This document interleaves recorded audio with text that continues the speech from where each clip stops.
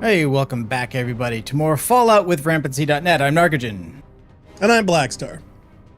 And I'm Jail. And I apologize, I caught the cold. Yes, he's going to sound raspy. My voice is cold now anyway, so I think we're all going to have that raspiness. So welcome to our lovely continuation in the Fallout universe. Today, Narc is going to be showcasing some vaults, and I guess we're going to be doing this in Fallout 3, the sweetest smelling Fallout in the world. So of these particular ones, I guess they relate to the TV show. Is that correct, Narc? Well, no, they don't relate specifically to the TV show, but since the only vaults in the TV show we saw were this new group, which is the conjoined 31, 32, 33, right, where our protagonist starts off in 33. 32 appears to have been compromised by something. 31 is now revealed to be a freezer where Vault Tech keeps some of its executives or people that it wants to put in power over vaults. And then we saw Vault 4, which started out as a vault under Vault Tech's control and then was gradually taking in victims from the surface and then got taken over by those people. So I figured, like, hey, since that spurred an interest in the lore of Fallout vaults, you know, a bunch of people either put up new videos or were promoting their old videos on the lore of various vaults. I was figuring, like, hey, if we wanted to just play a little bit more Fallout while Fallout's having its moment, and the moment is having right now, if I look and see, let's see if I can grab this. Somebody's got a creaky chair. Yeah, that's me. Oh, hey, Funk. I was going to ask. Funk is also here. Welcome back. I have the creaky chair. We just started. You made it just in time. It's what makes you, you. Hey, Funk How is is the, echoing. post I think office? he's in both the call and mumble. Hold on one second, Funk. Okay, go ahead. Say something, Funk. Hello? Okay, just want to make sure. You're Hey, there. there Okay, he great. is. Okay. Yeah, we can just use the VMix so- call for us. Here, hold on. Ooh. Because, yeah, there you go. All right, so Fallout 4 at this moment is currently the number 4 most currently being played game on Steam. Wow. With 180. What is Manor Lords? That's a new, like a 4X strategy city builder type thing that just came out. So that's All right, I'm going to go steal that. more players currently than Helldivers do, more players than Stardew Valley, more players than Baldur's Gate 3, more than 100,000 more concurrent players on PC than Destiny 2. But never mind, this is only PC, it does not count. Well, it's impressive that Counter-Strike 2, Destiny what's 2 is that? that high for being so gosh darn old. Yes, I agree. Oh, I literally just saw a video the other day of someone saying, hey, so what's it like to be a new player in Destiny 2? Let's find out. And they It's literally pain throw somebody in the is deep what end. it is. It's awful. It's absolutely horrendous. And both Fallout 4 and Fallout 6 are currently in the top 10 of games selling right now, Wow. Wow. which is bonkers. That's Now, bonkers nonsense. the question mark I want to see is, what was the trend before the show came out, and is this an uptick because of the show? Let's search Or Google was that absolutely. just Absolutely, Oh, absolutely, it is. Okay. I mean, it's no, So, yeah, there's so no I'm- question. All right, so Google Advertising. Trends. Let's just see how like much eight- the Fallout. 8-year-old games with mixed critical histories don't jump to the top Right. 10 of lists Well, for see, that's either of just these it. things all by themselves. I mean, maybe some kind of organic Oh viral my god. thing. Let's see. Too bad Trump. Told ya. Too bad Funk can't share his screen because I don't know what you're looking at. Oh no, I don't think we would want to share Funk's screen. We'll but lose anyway. all the viewers we have. No, I just looked at the trend and the hockey stick. Yeah. The hockey stick for the search of Fallout and See? Google Trends Told ya. is amazing. This, I this had is a gonna feeling that was the usher in a cause. whole new cash grab of video game TV. Well, it shows. already has, given this next gen update for PC Fallout 4 that seems to be kind of nonsense. Yeah, what's up with that? I don't know. It's not even a Amazing. cash grab because it's free. I just don't know why they've done it, and it's not very interesting. But anyway, It's only Hey, good what for is? for the consoles because they can't get the mods on their games anyways, and this breaks the Yeah. PC mods within an inch of their life. Oh, that's right. It was breaking mods. Yeah, someone was doing Yes. like a Fallout London thing that was about to release. Which is a big mod. And all of these mods depend on Script Extender, and Script Extender breaks every time they change anything fundamental with any of these games. That's true, and it's true for all of Bethesda. Excuse me, all of Bethesda's games. Anyway, I just thought of this idea just because we were struggling to make this kind of accessible in terms of like, well, we could always choose to do a long play out of a game that takes a long time to play, but we weren't necessarily committed to doing that, especially because I am still committed to finishing off Destiny 2, regardless of how we feel about that.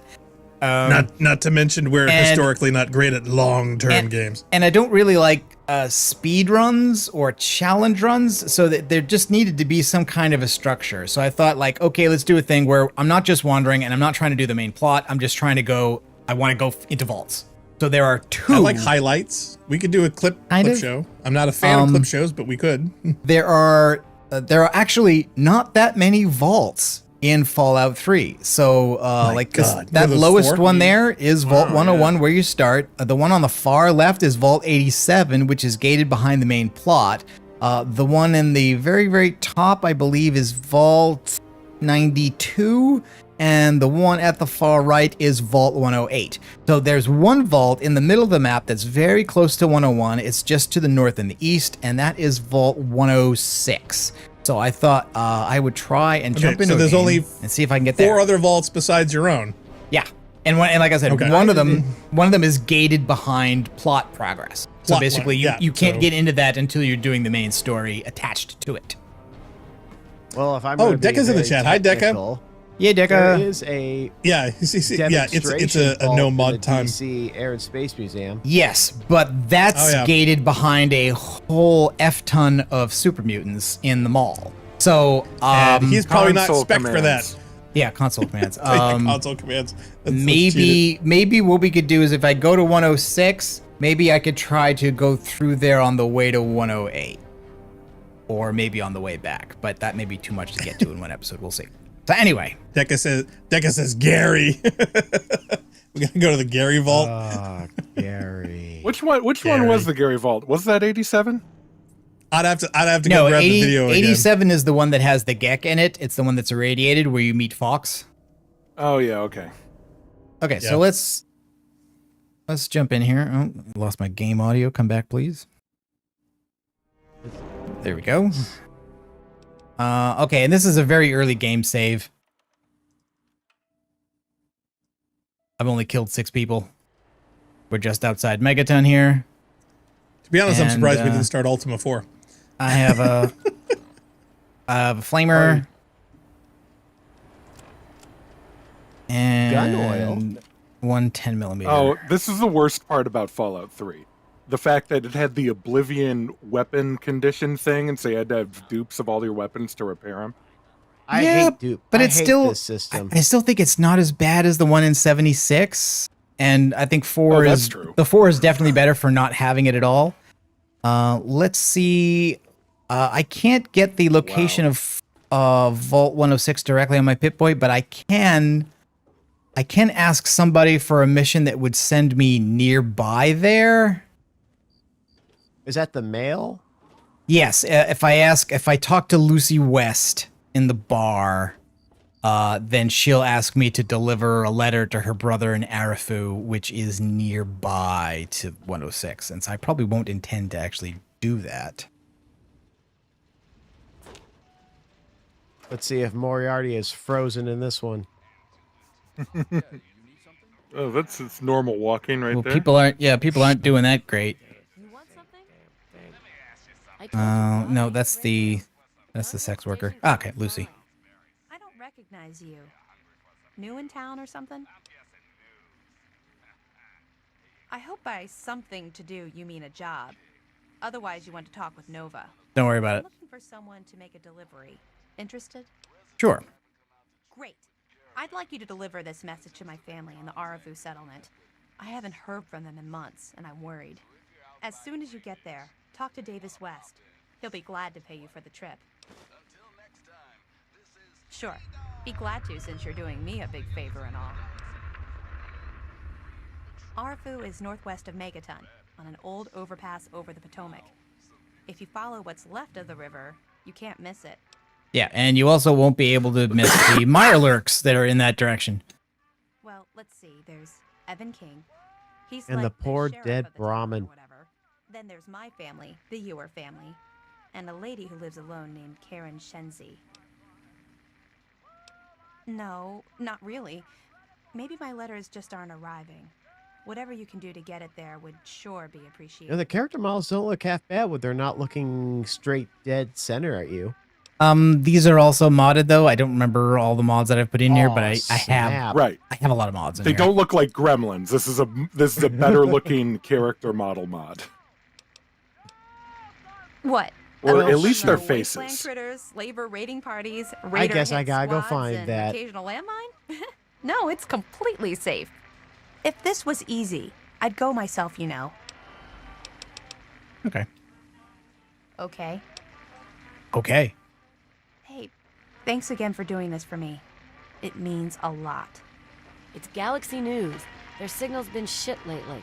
All right, guys, pop quiz. What is What state do you think searches for Fallout more than any other state? wait. What state has the most searches for Fallout? Mean than any other state? total or per capita? I'm going to get anything. By Google Trends interest by subregion. So I'm Why not is sure. Moriarty dead? Wait a minute. Why Well, is when certain characters get pissed off by other certain characters, they kill each other very much. Well, He's supposed to have a plot relevant thing that moves the don't- story forward. well, not he anymore. does, but they're here. oh, he They are does. the key to his Right. office and the password to his computer. And if I had done that, everybody would be hostile to me. But I swear that body was not there when I walked in. I don't think it was. Did he die in the doorway, or did he die before you showed up? I don't know. Could you that have is- taken a stray bullet from Burke? Is Burke even in here? Is this a bug? I He think would so, take the right or a problem with the mod. The game is I definitely mean, misbehaving. sometimes this shit happens. I'm playing the. Well, see, I'm that's playing just the it. Tale Yeah, I mean, 2. I'm playing a Tale of Two Wastelands, and both Moriarty and the ghoul bartender are completely unresponsive, and I can't get them to talk at all. Oh, really? It bugged out? Well, at any Yeah. rate, this is a good example of how a lot of, at least, a lot of the plot missions in Fallout 4 do give you multiple ways of achieving the same thing. So basically, Yes, yes. this is the closest town. So when you come out of the vault and you're looking for your dad, you know, it's a common thing to go to the bar or the inn in a town and you ask about rumors and you ask the bartender. So in this case, the bartender basically says, yeah, I know your dad. I even know the secret about this of your life that you don't know, that you were not born in a vault, and your dad was not born in a vault. You got taken in there afterwards, and your dad was here, but he's just been gone. And what's it worth to you for me to tell you where he's gone? And basically, like, you either have to pay him a bunch of money, or you have to do a minor mission for him, or you can hack his computer, or you can pickpocket the key off of his office from him and go into the, like there's a bunch of different ways to get access to this information. But in this Deca case, says, honestly, it's to your benefit. it so now he's absolutely dead. is, because I don't need to do his minor quest. I don't need to deal with him, and I get both his key and his password. So theoretically, there could you are- have? There are consequences when Moriarty dies. One of Right. them is that the saloon changes its name to Gobs. And Gobs Oh, awesome! being Who is the ghoul that he's basically right, keeping yeah. prisoner in here? correct. Well, so I'm I would be wondering, is there a interested- way for you when to you walked kill in, him? It did not say Gobs, so he Right. bugged into the wall and died or something. Yeah, yeah. Well, So I that's would be just it. I'm interested to wondering, see can if it you? says Gobs when you walk out. Yeah. Could you achieve the same thing by getting him to come out of the room, killing him, and then coming back in the room so the room doesn't go hostile to you? Yes, if you can kill people where other people can't see, then you usually can achieve results like that. I don't know how Okay. easy that would be to do to Moriarty, given that he's usually out in the bar and there are usually other people there. Okay, I'm just saying that theoretically, this isn't something that you could have achieved in the game through other Yes. means. It's just we just but got that it by I accident. didn't. Yeah, I Right, didn't in this okay. case. In this case, he's I don't also want people thinking we're hacking or cheating. No. That's- No, if anything, it might have been a result. I have running here the Open Megaton mod, which basically takes like Megaton is a closed city, but it's also open to the sky. So kind of like some of the cities in Skyrim, it's got a door with a loading zone, even though it's not really an interior. So this is a mod that basically meshes the area, the open. Yeah, but I think that's also to give you a chance if you want to sneak into his office to either hack his computer or do the safe. And if he wouldn't leave the room, then you wouldn't be able to do it. Deco was saying in chat, he says, yeah, 76 was an attempt to go back to the Fallout 1 or 2 condition systems. He says, done poorly, I think. He says, I can't remember if Arafu is the settlement under vampire / cannibal attack or not. It is. You guys remember? It Yes. is. Okay, so Yes, I do. Arafu is the cannibal problem. Yeah, that's the quest that we get that we're taking the letter to the brother is called Blood Ties. It's basically like Hint, there's a nudge, there's nudge. a metro station with a bunch of people in it who believe they're vampires, and they Yeah. teach each other to drink blood out of blood packs or and stuff because they think they're vampires. And her brother's one of those they've basically convinced into thinking that he should be one of them because he's a vampire. I do not remember that plot at all. Yeah, anyway. It was one So this is a file in Moriarty's computer about Mr. Burke, who is the guy from Tenpenny Tower, who is here because his boss kind of wants Megaton to go bye-bye and wants to convince you to be like, hey, instead of deactivating the bomb, why don't you blow it up? And this is Moriarty's file on him. Says he's a Class A weirdo, which is true. And there's also the file on your dad, James from Vault 101. He's only ever met 2 guys, Moriarty, just 2 dudes. Yep. Worthy of his particular log here, yeah. Right. Yep.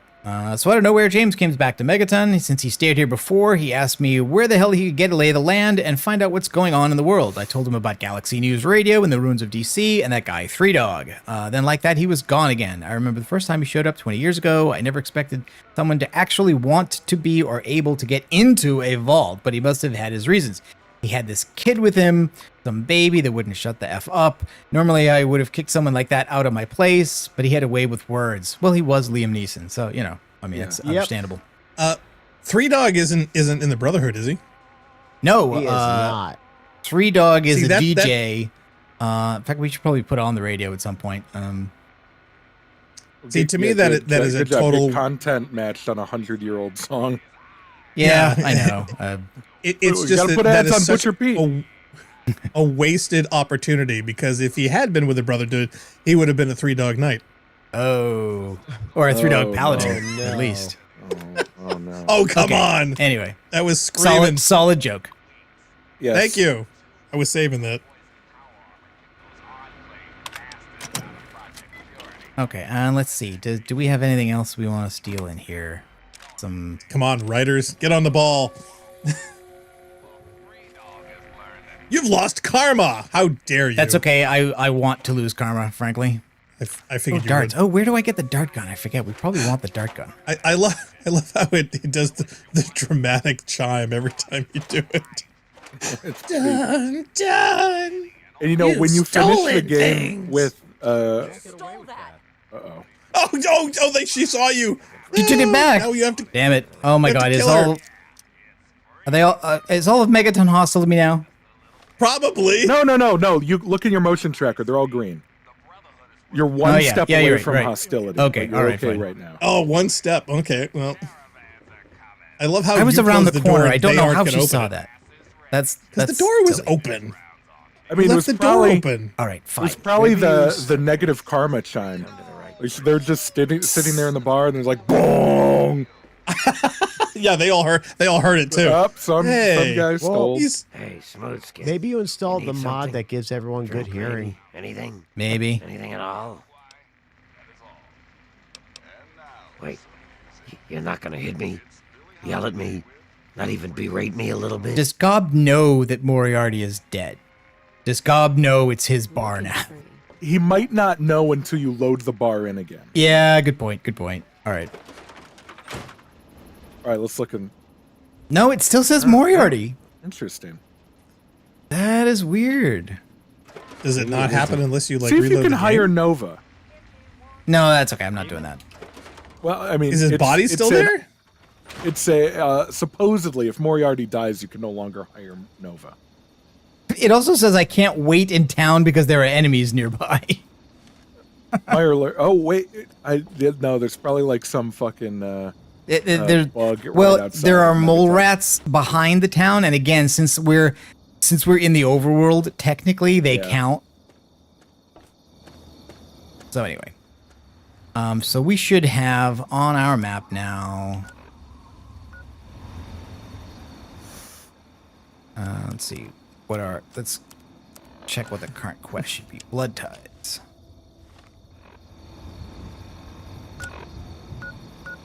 Okay, so that's Arafu. So Vault 106 should also basically be in that same direction.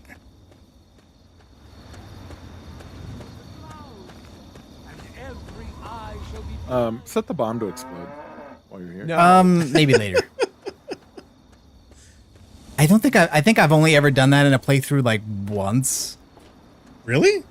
Knowing your sadistic side, I figured you would have done it quite Well, often. it's actually very costly in terms of resources because basically, like, I think the idea would be to, like, I would want to do it in such a way that I got the full advantage of everything that's in the location before I do that, so that I'm not costing myself experience. What's the karma reading after you do it, though? The karma hit is a big hit, but the thing is that this game really is easier to play when you're at neutral karma because there are factions in the game that will basically violently fight against you if your karma gets too high or too low. So And they do, middle of the and road. they are very difficult at the early start of the game. I was Yeah. going goody two-shoes at the very start, and they just came at me with pulse rifles, heavy armor, and I just still had my Yep. pistol and shotgun. Yep. Now, that said, if you can defeat enough of them, they are a very good source of both weapons, ammunition, and armor, because their armor, especially for the early game, is pretty decent. And I So do if love you're reading a their good enough notes. level and a nice enough guy, you can bait them? Oh, well, being Yes. a nice enough guy baits them by default. Like, I love their wanted note. This guy is being too nice. Go kill him. Yep. Yes, literally, Well, they that's have true what they orders say. on them that say, like, who does this goody two shoes think he is? Yeah, you nice get guys rid of finish him. last. Yeah. Yeah, let's test that theory out.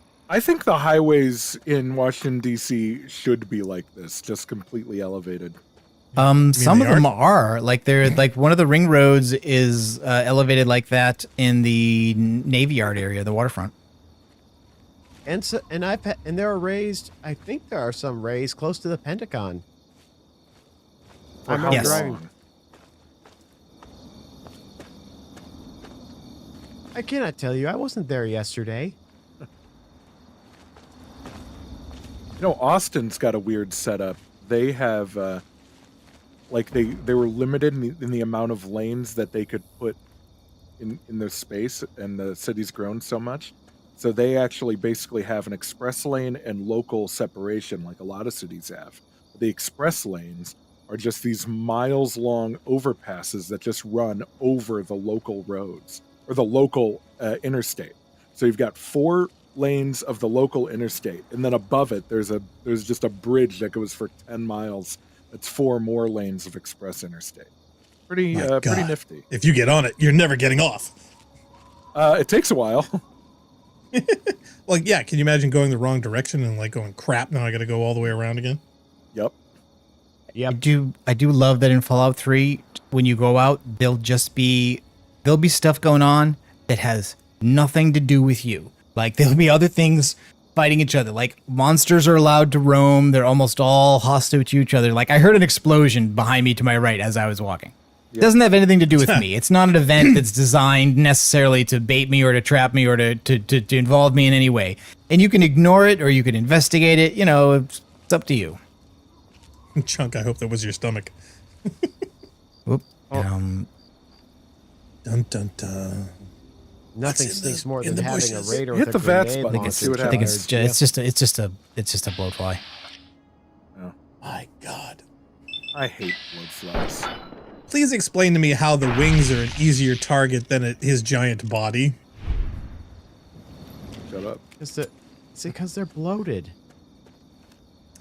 I know, but from a ballistic Oh. That's a dead standpoint, dog. those wings would be the hardest thing to be able to hit, rather than the big giant body Well, and of the they fly. also You know, they also defy the laws of physics because they're not twice the length of the body itself. What yeah. you guys don't know is these are nuclear wings that work like an electron cloud probability. wow. Trust me, I know radiation acts like magic in this series. It's just that was nitpicking just for the sake of it. Radiation has worked like magic in pop culture ever since they found out what the hell radiation was. Right. So Bruce Banner. Who else? That was gamma radiation. Spider-Man. Ants from them. Take your pick. Godzilla. Every Godzilla monster. Everybody and their cousin is like, radiation creates big, huge, tough, powerful. Like no. Speaking of that, liquefy. didn't we do the quest the last time we played Fallout 3 on the channel? There's a quest that there's a part of the world that's overrun by giant radioactive ants, and the quest for that is called those ! Those, yeah. A boy comes running saying, "Help! Help! My dad and I were fighting these bad ants." And you put him in basically a tin can shelter, and his dad is dead. And you find and I was actually kind of surprised by this. You actually find an Enclave soldier from Navarro who name drops the president from Fallout 2. Why is there an invisible wall there? I'd be curious if the ants make the same noises in the film. Zale Mannix is in the chat. Hi, Zale. Wow, long time no see, Zale. He says, yeah, it feels like, it feels so good seeing the old 10mm pistol again. Is this a Raider encampment I don't remember here? Who's here? No, because Zale says, good. I mean, Godzilla is specifically a metaphor people. for nuclear devastation, so I think we can give him a pass for that, right? Oh, it's Little Big Town. I think this is Little Big Town. No way. It's just that. Oh, I mean, that means I'm literally going to trigger an invasion by super mutants if I go in there. Yes. I don't think I want to go in there. Don't do it. Don't do it. Won't that be fun though? Go for it. It's just, Godzilla represents the nuclear power and devastation that the U.S. did in Japan back in World War II. I guess so much for not triggering the invasion. I guess just being near the bridge wasn't enough. Are those the same mutants that would have normally invaded? I don't know. Maybe. I thought you didn't trigger it. I thought you didn't trigger it it until you crossed the bridge, but maybe I'm wrong. Hey, I thought you were saying I don't regret triggering this invasion at an early level. I'm Queen of the Wasteland. Take it easy. I'm just doing my job. What do you want? I just want to look around. I think I start a few fires and kill some people. Shooting behind me. Do it. Kill people. You harass all your visitors like But you this. can never be too careful. Be warned, it's not safe here. Super mutants attacked recently and carried off some of our friends. Come in. Just don't cause any trouble, okay? I think you may have Worst guard ever. You may have some trouble momentarily. Yes, exactly right now. Yep. Deca says is buffering. So I don't know if your net's problematic today. They're so it's okay for me. That looks fine in mine too, but Dude, once you have if you're early on in the game like this, like less than level, I don't know, 30. No, but if you're early on in the game, and you get more than, I don't know, 3 super mutants, you're dead. Especially if they have automatic screwed. weapons. You're just dead. I am level 1. I can't believe you killed one. That's I had help. It wasn't just me shooting at him. Oh, hello. That's a minigun. Oh, yeah, speaking of machine guns, it's he has a minigun. He's gonna cut you in half. You got drugs? Zale Mannix asks, when did Barry change his name to Dustin? Ooh. Is that a plot thing? I don't know. I guess he must thinks be a that guard reference. was I supposed to be don't named Barry. You have no ammo for your flamethrower. Yeah. Do I have any grenades? Yeah, you do. They've never worked well for me in this game. I think I'm bad at throwing them. All it needs is oil. Everyone gather your cones. Yep. That's about how it goes. Yeah, do I what's have your any longest ammo range for weapon the here? assault rifle? No, The 4 shots. I do not. Chinese You're gonna have pistol. to shoot the 10mm Oh, pistol. Zale says, go back to Black Mesa, Barry. You're drunk. Oh, laser rifle. Laser rifle's got ammo. Gaming humor. Oh, yeah. Damage 9. Yeah, okay. Oh, he meant Barney. Well, I guess his Oh, Barney. I guess Okay. his autocorrect Oh, is messing geez. up his joke. Your field of view makes that laser rifle way Hey! smaller than it Oh, actually is. nice. That is what You I just wanted out of that. Made your life easier and harder. Okay, he did not change his pose. Hey, and I assumed he would. he's trying to rush get at another you. weapon. He's trying to find another weapon. He's trying to get a weapon off a corpse over here, probably. Don't miss the barn. It'd be embarrassing. The guy is huge. Where's the damn minigun?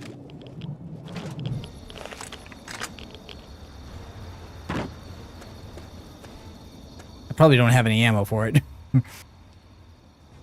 Oh, 177. That's plenty. Capped off 200 rounds. Oh, of it's minigun. broken. I broke it when Oh, I it shot does it off zero to them. damage. Oh, Yeah. Okay. well, that makes sense.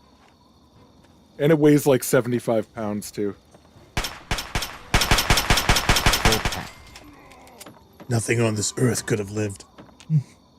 God. Yeah, Zale says, yes, it's my autocorrect. Definitely not my memory ruining my joke. Hey, level up. Level 2, all right. Woohoo! I always max out speech and lockpick immediately. Only 75 more I to go go. science. I hate terminals. That's reasonable. I've already got science of 40, so speech or small guns are both a good play here. Oh, small I guns think pretty you would have useful. gone with lockpick. Given what we're Oh, going, yeah, oh yeah, I forgot. medicine may also be useful. If we're gonna go into a vault, having Yeah, lockpick is you not better bad. at Yeah, least I get think it to, what, lockpick 25? would What's literally the- be what you'd want to do. I mean, really, you should just console commands lockpick up to 100.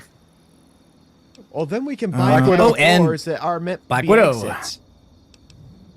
Black Widow or gun nut. Well, wait, what's Swift Learner? Swift Learner gives you more X or something, right? Swift Learner is 10% gain to experience points.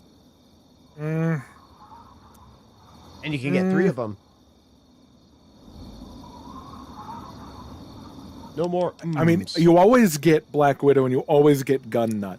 But Yeah. Swift Learner's best to get early on. But Okay, we're not really that's doing true. a real That's true. playthrough. That's true. Okay. Now that guy died over here too, right? Yeah. Hey, oh, Sorry, Dusty. Did it. Or Dusty. Oh, Rivet City Security. That armor may all be better than whatever I'm wearing. Now, if you wear that armor... when Oh you no, go to I've already Rivet got City, Talon do armor. people not give you got anything? Talon Company armor. That's probably why you didn't die from that minigun in the first 5 Yeah. seconds. So Probably, damage yeah. reduction 20. Damage. Okay, but the leather armor actually is better. It happens. Oh, Zale's asking, which mods are we playing with, or is this just vanilla FO3? And he says he might be lurking. He says he's got some pain to maximize. I've got about 40 mods in here. I don't remember them all. 40? Yeah, that's not that No many. wonder Moriarty's dead. He says, kill me. There was a mod, he died if he sneezed too hard. 40? And the game is running? Yes. If you I think can't about it, believe It's an older Funk, when we were game. playing Minecraft, we were like playing with over 200 Hi mods. there. I'm Bittercup. Oh, Yeah, that was astonishing as well. Finally, someone who doesn't judge me. You know, the people here Is are this just the one so that you can quick like to assume that they kind know of sort of start a everything about relationship you. with, and she'll give I mean, you like, things just because I'm like, different oh, doesn't mean that I'm Mars, some this is sort for of you. freak, you know? It's like, hello, this world Bittercup. sucks. I think she's in No one my gets vault that. They're all like, on Blah blah blah blah blah. Fallout What's wrong with that Shelter. girl? Oh, I've always loved your dating tips, Jail. You just find a girl, throw her in your vault, and keep going. well, Vault 7. Well, God. Vault It's 779 so nice is to made have up of someone who nothing but understands. women, so I mean, that's sure, when I left kind of home, okay. I was happy to be out of there. I was dating Pappy then, you know. You know, there were so many ways to not follow up on that in a way that gave Funk a good opening, but I'm so glad you picked that one. But I don't Like, that's one step above binders full of women. There, didn't Mitt. last very long. Wow. Me Okay. and Time Bomb were a thing for a while too. Oh no, that was a lame attempt at trying to say he's inclusive. wish This it was were. me When I'm about gone, saying I'll I ain't be got no sure men to in my haunt vault. this place. Yes, it's a lame attempt. Ever wonder what it would be like Or to unless slit you're your wrist? doubling up on it. I watched someone die once, I mean, so that's I'm fine. an expert on death. And so And, are many of my it has a friends now. 98% We found the goth happy teen. rate. Took them. Unless someone can figure out She's got how the to cool look. rescue I've them. definitely dated her before. The Gloom Girl. Do you know Also- what? Germantown. I gotta tell a Probably story. to I gotta that tell a story. old police station. All right, wait. Why? Let her finish telling her Is that a story death first. wish? Go for it. Sometimes I want to die, but I'd rather do it poetically, like slit my wrist under a full moon, surrounded by Philosophically, candles. poetically, or from a great height. Pretty black dress. Your friends are dead. I'll rescue your friends. What's going to cost you? Quit moping around. I'll rescue your friends. Really? I won't really, mean, though, no. They aren't really my friends. I don't have any friends. I don't need any. But it would be nice to have them around again. The easier thing to say was they took your friends. They're now super mutants. We just killed your friends. Anyway, okay. Okay, Let's keep looking for Vault Photos X. may I if I tell? Yes, my go little ahead. Tell your story now, Joe. Okay. Fallout Shelter decided to have its first content update in years with the Fallout show. And they incorporated a lot of the characters into the game. You get Lucy, you get the ghoul. And the thing that's unique is that the ghoul is because you can only really recruit regular humans. And the ghoul is the first character that you can put in the vault that's a ghoul. And here's the thing. I was not going to tolerate him. But the other thing is I needed his outfit, because if you want to do more of these Fallout show specific quests, you need to have vault dwellers wear their outfits in order to progress the quest. So I put him in a room, and strangely enough, Piper from Fallout 4 walks into the room. And the thing about rooms is if there are two people of the opposite sex, they go at it instantly. And What? Is that a mod? I had already, and since I had already removed his clothing to put on another vault dweller, I had to put something else on because I thought he was too Interesting. ugly. I didn't want to look at him, so I put a bedsheet ghost outfit on him. So the ghoul from the Fallout show and Piper did the deed while he was wearing a ghost outfit, and she actually got impregnated. Wow, kinky. Well, the thing is, ghouls are supposed to be sterile, completely. So you're saying you broke the reproductive limitations of the universe? Pretty much. Well, you turned him into a ghost, and everybody knows you can have ghost babies. It was a cheat. It's literally in the. Have you shared on any of the Fallout forums your reproductive sheet mod? Nobody did put it on Literotica. I don't even know what literotica is. I think you can. Don't infer. worry, you'll look it up after the episode. Archive of Our Own, is that more? Yeah, okay, this is the drive-in. Wait, do we have an archive? There are raiders yeah, here. Zale said maybe Twitch should be less stuttery. I guess YouTube is stuttering. I'm seeing stuttering just in the VMix call, so I'm wondering if Really? it's just your game. Let me look. I don't see it. Well, either way, they spawned a kid. The kid turned out to be a boy, so I kicked him out of the vault. Oh my god, what? That's so all right. sexist. So, okay, no. It's a one-man, all-woman vault, so it's basically game-friendly, No, game it's- lore No, friendly. I know, but It's still. all women. All women. How'd I you am get that? not But you in put the game. ghoul in there and then took off all his clothes and had him start impregnating people immediately.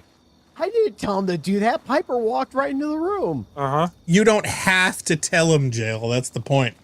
You didn't have to tell any of us. Right, exactly. But yes, he has Alan Wake 2, so he's decided to go back and play Max Payne. Oh, okay. All right. I see. I get it. I'm looking at the YouTube stream and I don't see any stutter. I'm just wondering if it's just Narc's game, because I've seen stuttering and lockup in the game just in the VMix jet. It might be, and I'm just used to this game. I'm not seeing it in the game, although this is an engine that has its problems with, like micro stutter and airing sometimes. So I mean, it's not. Yeah, and it's got 40 mods. It's not impossible. All right, there are a you gonna bunch ever read those skill books of raiders over there. Does he ever? Yeah, you should. I see. I've been trained not to by 76. Because ruined you. In 76 they are limited time use consumables. You're supposed to constantly collect them, and in this one it's like, no, you just read the book and the relevant skill permanently increased by a certain value for the rest of the game. They're great. There's like 300 skill books in this game.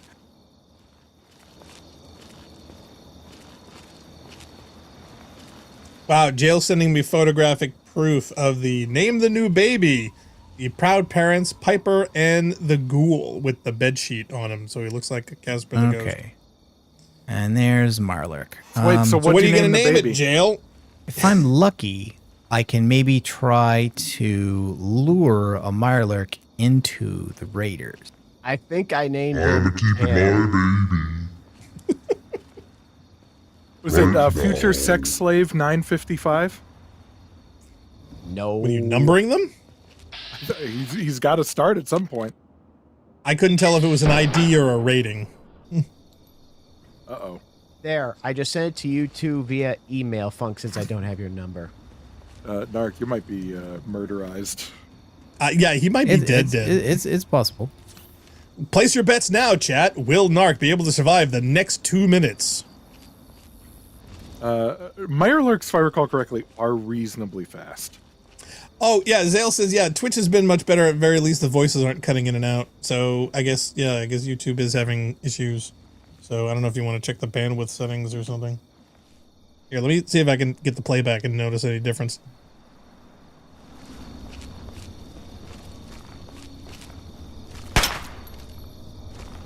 Well, I was wrong. That guy's slow as heck. Who are the reasonably fast ones? Or maybe it was Fallout 4 that they're reasonably fast. The ghouls? Or the... there's like a creature enemy that's not a Deathclaw that basically is goes the same speed as you. Yeah, YouTube, for some reason, I don't know why, it has this audio effect of, like it's choppy. Oh, really? Like it's, it almost sounds like a compression issue or something. So I'm having a feeling it might be something technical. Dude, he got killed real quick. Nope, it is a Mirelurk. That guy went fast for a second. Oh, can he get you on the car or no? I bet he can't. Probably not. You gotta be level on the ground to get a headshot on these guys. How do you miss him twice? I want to see if oh crap. Nope. The car isn't safe. But console commands walk speed. This baseball fence will protect me. There's no way he can come in. Oh, too late.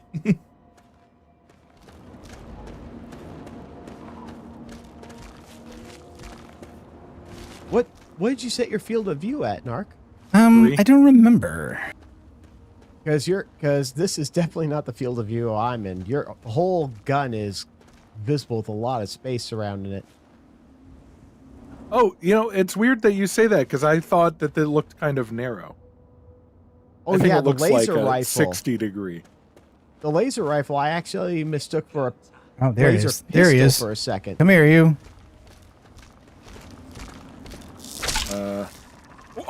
He killed him by touch. Dude, he assassinated him like Halo. Just tripped him. That was basically what the Mirelurk did.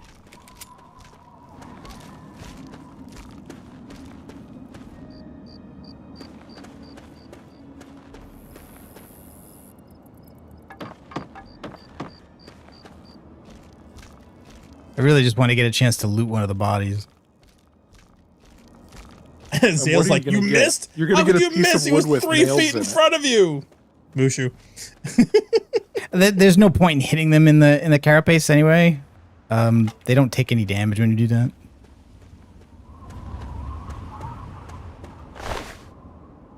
Okay, all he had was a baseball bat.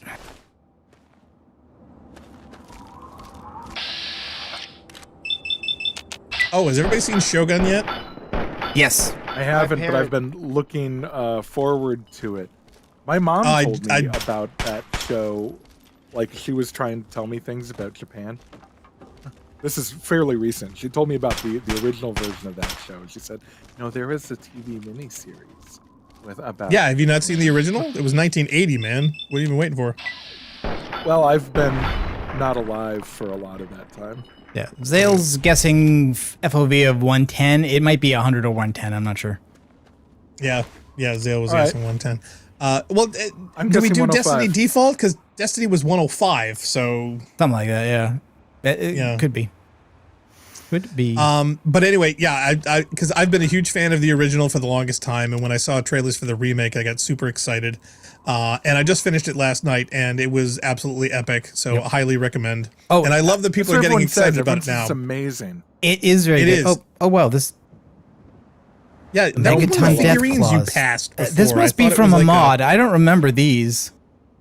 I thought literally you ran past like an Easter egg or something. Yeah, there was a bunch of gnomes, but that gnome like has like it's wearing like a baseball outfit. I don't remember if that's added by a mod or whether that was in the vanilla game. I don't remember.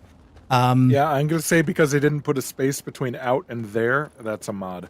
The thing that struck me most, I mean, it on top of the obvious one, was is like, hey, this is actually centering around the Japanese characters, and it's not like the only time you ever find out anything is from a translator. Please. But Yabu. For the longest time, I absolutely was hoping that somebody would do a version that did all the Japanese in the original and add subtitles. Yes. Because I have yet to find that version anywhere. Yep. And when they redid this one, now we get all the politics and the Japanese conversations that we didn't get from the original. Because I guess the idea was they wanted the audience to feel like Anjin-san would, where they are a foreigner and don't know what they were doing. Instead of the other scenes, like when they absolutely had to do scenes when no English-speaking character was present, but you still had to see a scene to know what's going on. They were not subtitles or translations. It was narrated by Orson Welles. That's right. Wow. Arnaga was tired and wanted to go to bed. You know, like it's... I love how he also raises his voice higher to sound like he's trying to sound like Mariko. I was like, oh my God. He's like, but you're preventing me from doing my duty. It's like, oh my God. Seriously, Orson Welles is trying to sound like a tiny Japanese woman. All right, I'm taking... Save or load back that save I'm taking you guys to see Arafu. Arafu is a person? Well, no. Just taking him on a tour. He's going to ask for tips later. Oh, got a bloat fly. Oh, don't kill him. He might be able to take out the Mirelurks. Bloat flies are weirdly strong. Not in Fallout 3, really. They are when you can't hit them. They are freakishly strong in Fallout 4, really.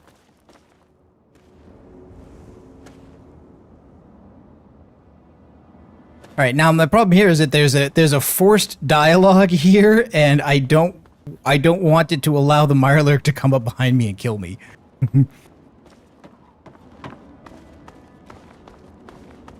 This is Arafu, which is the settlement on top of this elevated highway. Gesundheit. And I'm also out of bullets. Hang on, you're not one of them. I nearly blasted you in two. Get over here before they spot you. Whoa, he is. The mod did not do a lot for Evan. No, it did not. What the hell are you doing all the way out here? What are any of us doing all the way out here? I've got a letter. Post office right now. The shit's about to hit the fan in this cesspool, and I don't think I can stop them. What kind of trouble? Well, at first they Is it a were Mirelurk? typical gang It's a bullshit. Mirelurk, isn't it? You know, break stuff and make lots of noise, but they always kept their distance. But this last I like that the time they went Mirelurk, too through far. strict convention, They is killed allowing this all of our conversation to Brahmin. occur. I mean, that's our lifeblood out here, you know. The Brahmin. Nothing. The family are just a bunch of damn punks. Okay, but he can't keep a secret from me. The family are the proto pseudo vampires. Zalen Chat is doing an Orson Welles impression. I don't know if I could do it justice. No, I can't. But yes, that is him. I lock my doors just like everyone else. We could really use some assistance here. I could use some 10mm ammo. You got any of that? Help cost caps. Do I look like I just stepped out of Tenpenny Tower? No. I barely If you're have a a pot to do-gooder piss like in. me. Why would you, if you had a pot, why would you want to piss in it? It seems like there'd be so many more useful things, like piss off the edge of the off the overpass. I Do you guys remember that want to Calvin and put Hobbes around strip? here. There's That no was the telling when punchline. family will return. Pissing off the Can you overpass? do me a favor and All right, check on so the other people's houses Calvin is You know, in make sure they're bed, doing okay. and he's like, "Oh, geez, I Speak really with need to go to the Davis West, bathroom, but I can't get out of bed because the Karen monster will Shenzi, get and me." Ken Hold, Ewers. then the hold on a second. We monster can't hear under a his bed. word over everyone's dialogue. Yeah, sorry, I'm gonna get out of this. Okay. Just watch yourself. I've got an itchy trigger finger. Sure, you have an itchy everything. Okay, go Funk. Oh, the Mirelurk just is respecting city borders, I guess. So the Calvin and Hobbes strip has Calvin in bed, and he says, "I really have to go to the bathroom, but I can't because there's monsters under the bed," or something like that. And then the monster under the bed is a speech bubble. Yeah, that says there was a recurring something. theme with those. Right. So the monster basically confirms he exists.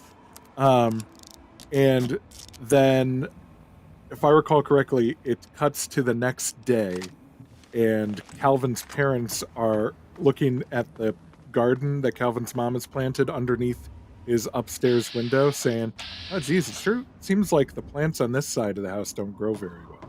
The implication, of course, is that he just pees out his window. I vaguely remember that one. I was a huge Calvin and Hobbes fan. I have all the books. Yeah, now that you mention it.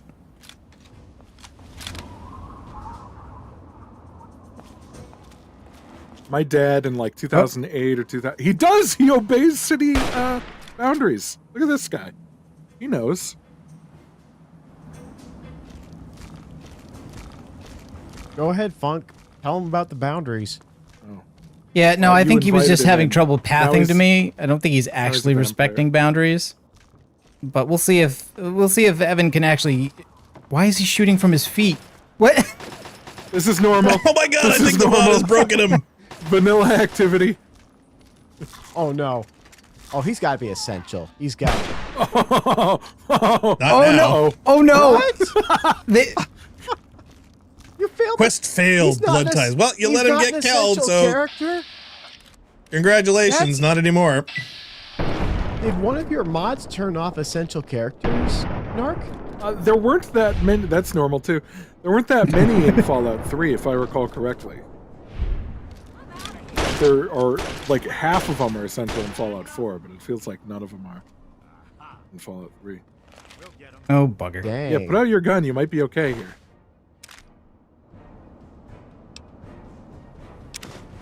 Rest in peace. That's a good outfit. Nope, I guess they don't like it.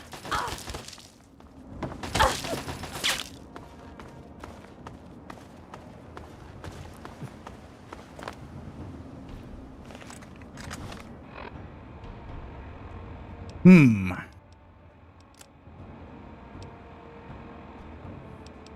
Oh well, I've got some 5.56 now.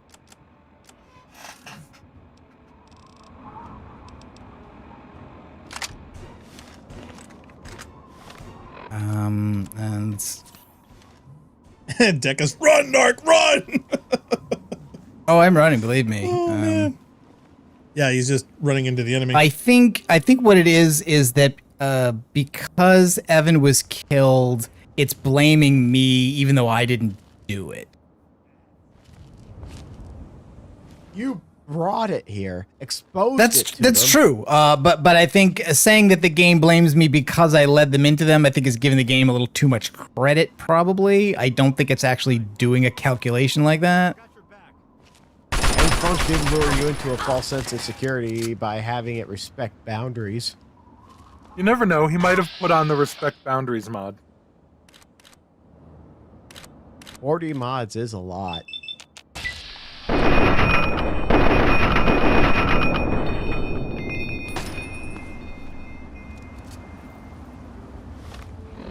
Not doing that well here.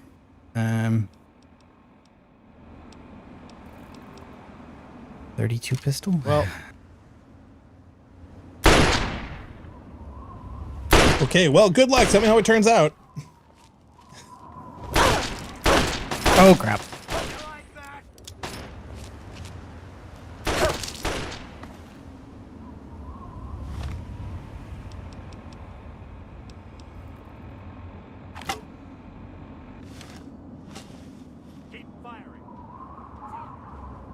Really want them to go away and turn around so I can sneak up on them and kill them. Oh, you think I actually shot him? All right. Well, I tell you what. Let's try. Oh, I didn't do a save before I got up here. I did save less in the baseball field. well.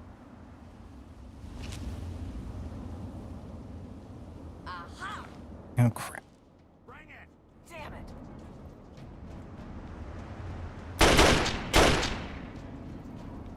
That's it. Why does Joshua have male pattern baldness when he's a baby? What? What? I'm looking at your email. Zayla's like, wait, the assault rifle fires 5.56? Oh, well, like I say, the father is a ghoul, the mother is Piper, and I kicked him out the moment he became an adult. Ugh, come on, guys. Well, at least you waited till he was an adult.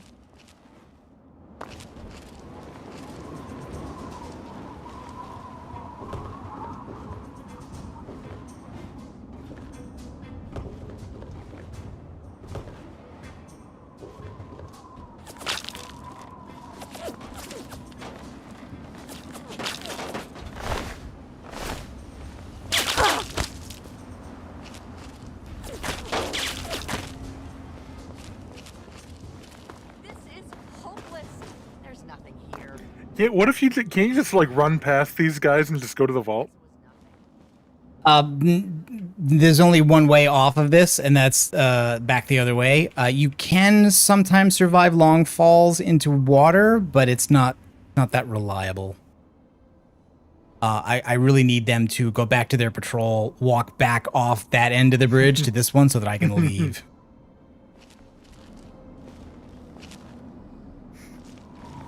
Which I think now that they can't see me, they will do. I just need to wait long enough so that they go away. Phil's a psychopath. Over here. Where? Bring it. Oh, and they're not happy when they leave the vault either, Funk, and they even say stuff on their way out. So I sent you another message with what Yes, he said. I see. You're an absolute mental case. You screenshot the sad vault dwellers as they leave. Well, yeah, don't you? I've never kicked anybody. Well, I don't play it that much, but I've also never kicked anybody out of a vault. And you have maximum credits and 230 Nuka-Cola Quantums. Yep. Wow. None paid for. Now that is good vaulting. Why, thank you.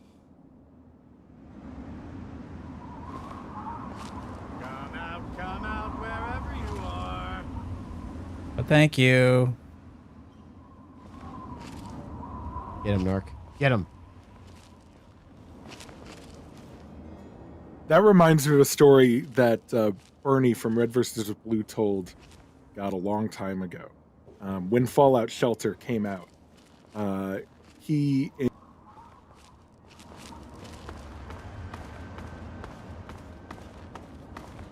I don't think there's any. Yeah, they literally pee off the edge of the overpass. These are their outhouses, and they're just holes that go out to the ground. Well, it's what we wanted them to do. True.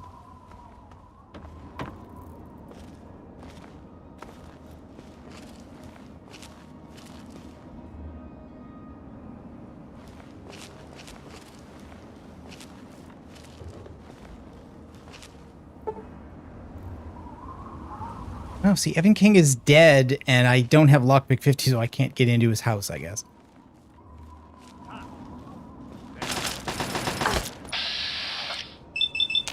Where? Keep firing.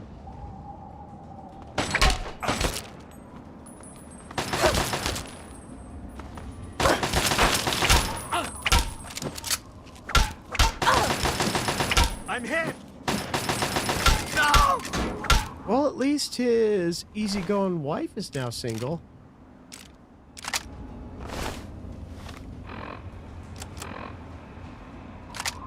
I wasn't planning on this being as much of a murder hobo run as it's turned out to be, but I mean, then again, I didn't expect anything else but a murder hobo run. That to me is like the short definition of the game. For a lot of people, it is. I don't normally go that. I don't even think this person is armed. All of this over one Mirelurk. You slaughter everybody wholesale, and you know it. Aw, she's not even trying anything. She's usually super nice. I love how you qualify that with usually. Well, I mean, her husband likes to say that she's not so smart, and she does let a complete stranger into the house.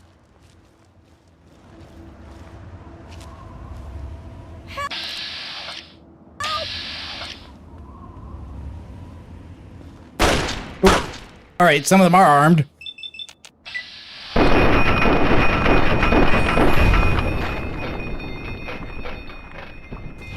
Dang it.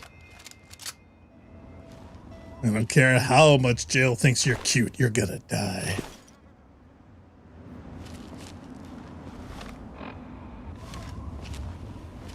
Well, anyway, I'm now closer to the exit. I don't need to murderize everybody there.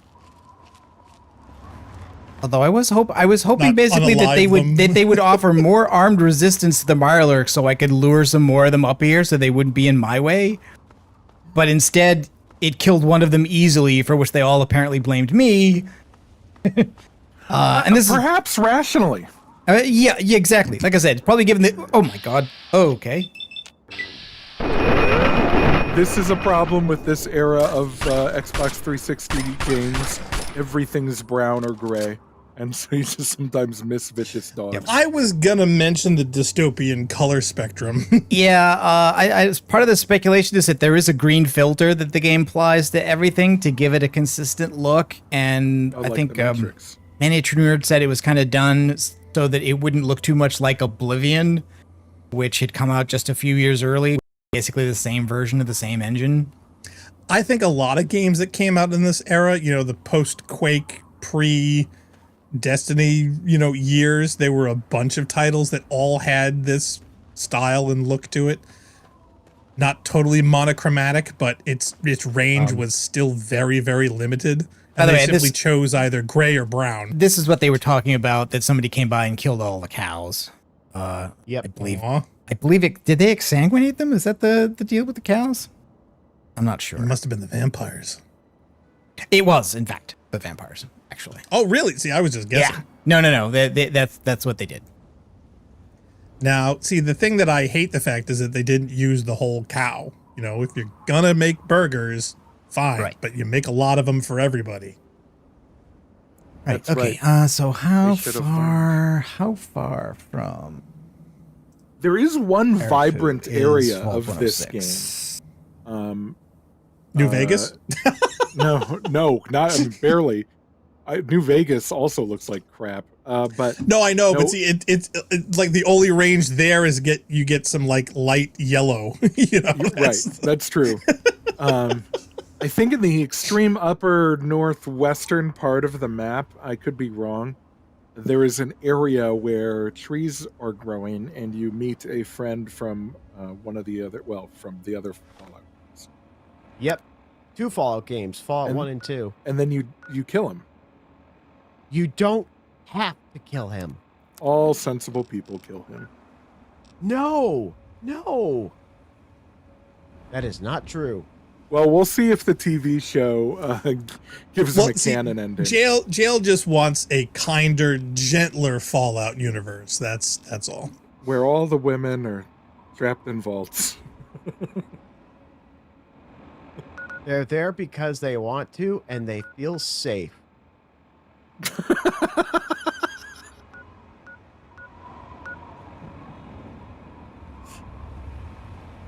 I'm not making them stay there. I'm not locking them in. They can say no to the dangerous quests. Oh, well, can they? You see the screenshot. They You have think all there's the a power dynamic issue?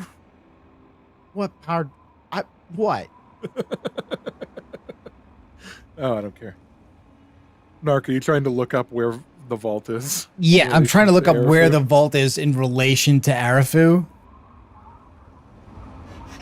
Okay, it's directly south of Kalen's Bed and Breakfast, which is south of Arafu. Deca says sensible people don't kill them because why not keep a forest? You know, I just like looking at a tough as nails universe and saying, you know what? I'm going to defy every expectation of this game and just be nice because that's who I am. That's what I care You're too nice about. a guy. It's in the talent company.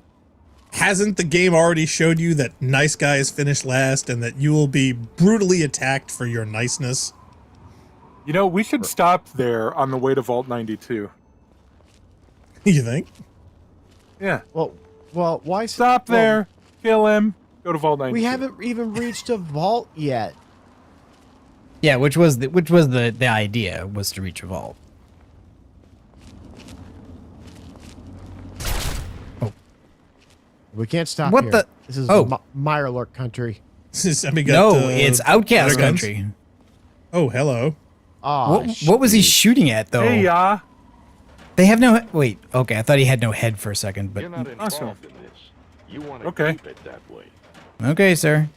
Oh, yeah, you know, I forgot about this. In the base game, there was very limited Brotherhood of Steel until there was an expansion that basically added it all in, right? What was he shooting at?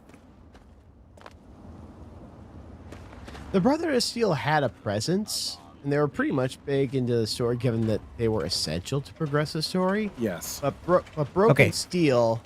That is Kalen's Bed and Breakfast. There are raiders there. If I wait around for these two groups to take each other out, I should be able to loot the body. Oh, yeah, there we go. That's good work right there. And if the raiders get a little lucky, they might even take out one of these guys. I won't be able to get their armor without training, but I will be able to take their weapons. And there one goes. Jesus. Okay, place your bets. I'm betting on the Robot's robot. puppy? I've got the robot. Their dogs absolutely got him murdered. Oh my god, you're right. Look, dude, he's basically untouched. Doggy didn't know who he was messing with. Zale has an interesting question. He says, so, anyone have thoughts on the fact we know who caused the war now? In my opinion, I preferred it when I didn't know. I don't What do you know guys if think? I don't know that know we who know. caused We just know that Vault-Tec wanted to do that, was willing to do that, and I think we've always known or suspected that, frankly. Yeah, I mean, Vault-Tec was on the bomb in Megaton. The Vault-Tec logo. Yeah, the logo. So the implication, it's always, at least in the Bethesda games, it's always been possible that Vault-Tec dropped the bombs. But I also don't know that we know that they did, right? They could have just been planning to. Like, for example, if I plan to break up with my girlfriend, but then he finds out that I'm cheating on her and breaks up with me first, I didn't break up with her. I love all the Even though I really planned specific hypotheticals that are getting brought up over and over again today. It's very interesting to me. Well, I always Just see in a case. pattern with him, though. It's amazing. Oh they yeah, this always raider had a involve- flamer too. Oh my god. Wow, they're everywhere. Yeah, he's always bringing up exes, and he's always bringing up the breakups. It's never the happy meeting. It's never the wonderful middle. It's never the, well, we're having issues. We may not. It's always just the breakups. It's all that matters.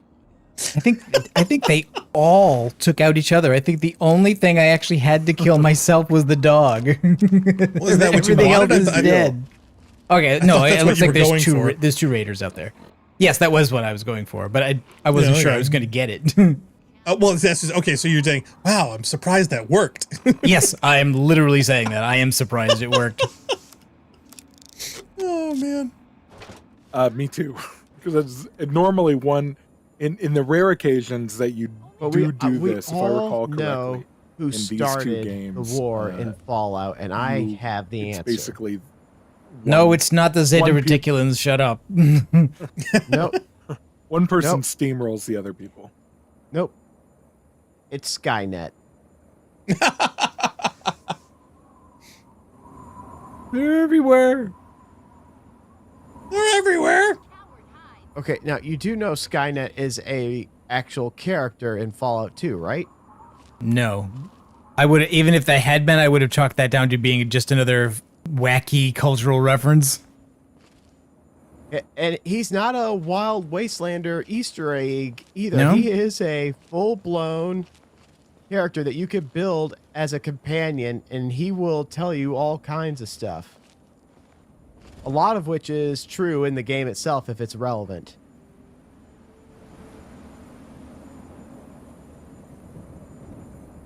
Is that like your floating guy? Oh no, he's a robo. His brain is put into a. He actually uses an electronic brain, a unique variable, and you have to put that in a Robotron so that he can inhabit it.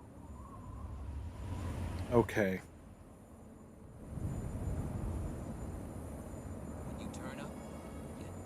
Do I have any more grenades?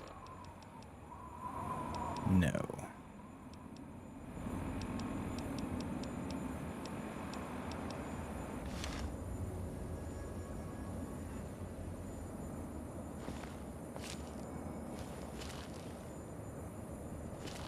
Fucking hide from That worked way better than I thought. What difficulty is this on? I don't remember.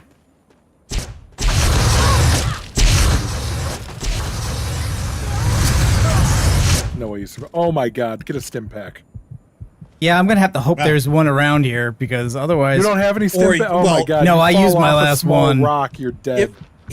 If she had one, it's probably charbroiled by now. You better save. There will be stim packs in the vault. Probably. I don't remember this vault. You didn't add the mod that threw in more stim packs? No, actually, my perception of Fallout 3 was that eventually there were just too many stim packs, but I forgot that like the early game really there isn't. I'm also thinking you're right. there's. It feels like at the end I always had like 175 stim packs. I'm also thinking there's mines around this base. It would have gone off, surely. That means we're rich. Did you save? Yes, I did. Oh, Zale says it doesn't matter who shot first; everybody lost. Well, see, that's the thing. There's no winning this. There's just degrees of losing. And Zale says, yeah, I just prefer that we didn't know. You know, it made a serious message behind the somewhat unserious setting punch harder for me. Well, I get that. There is a thing as far as mystery fatigue, though. You know, shows like Lost where they just drag every mystery out season after season after season after season. You know, there's like no resolution at all.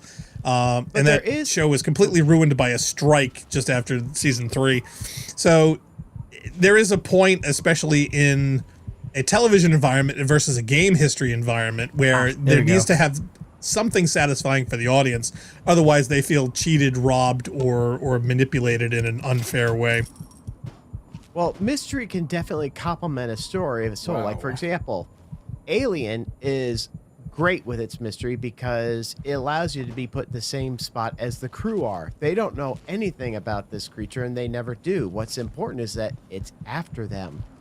So the mystery surrounding what that xenomorph was and why it's there is intriguing, but it doesn't leave me feeling ripped off that it doesn't get resolved or we learn more about it.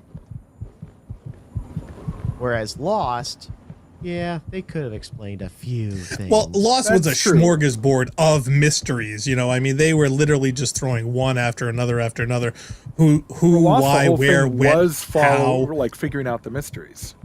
Yeah, well, you see, that's just it. But every mystery led to 5 other mysteries that led to 10 others. And it just, after a while, it just became absolutely mystery fatigue by season 4.5, 5. And after 3. So is that little cut? Three's beginning. It started to completely fall off the rails. I believe so. In fact, there should be a map tick for it. It should be this area here.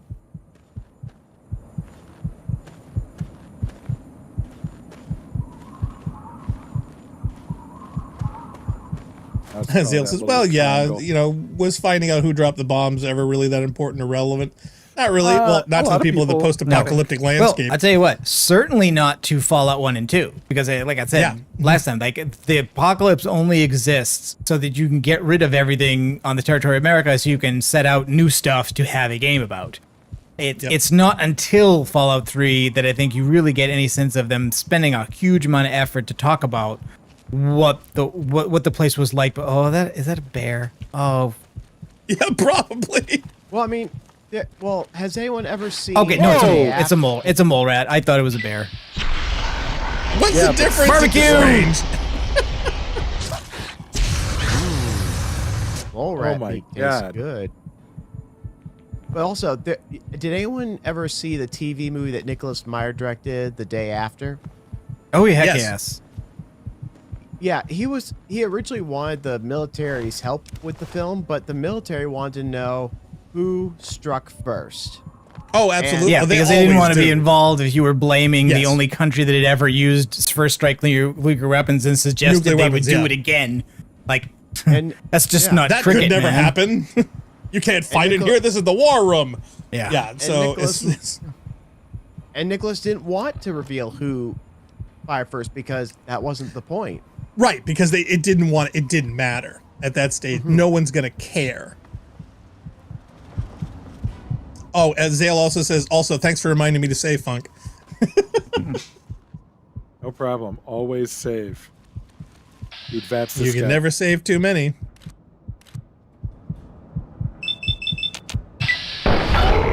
So, are we going to take bets on how long it takes before Narc to get killed by some random thing out here in the wilderness? I thought he'd be dead already. To be honest, me too. At least once.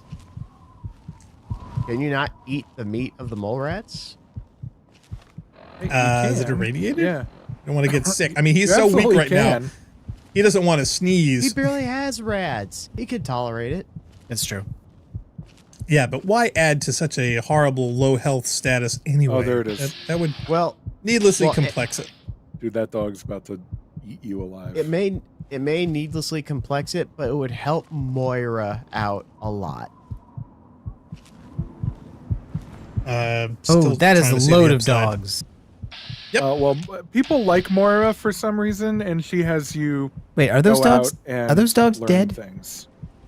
They're definitely dead. Okay, all right, fine. As long as I only have one live dog to deal with. Moira seems to be a creator's pet because the creators just loved her. They practically made her invincible. Yeah, she survived the nuke. And she doesn't even get a ghoul voice either. My God. I think if they gave her a ghoul voice, she'd basically been recognizable. I don't think there are any characters in any of the modern games that have like non-ghoul and then ghoul personalities. So, hey, look at that. It's Vault 106.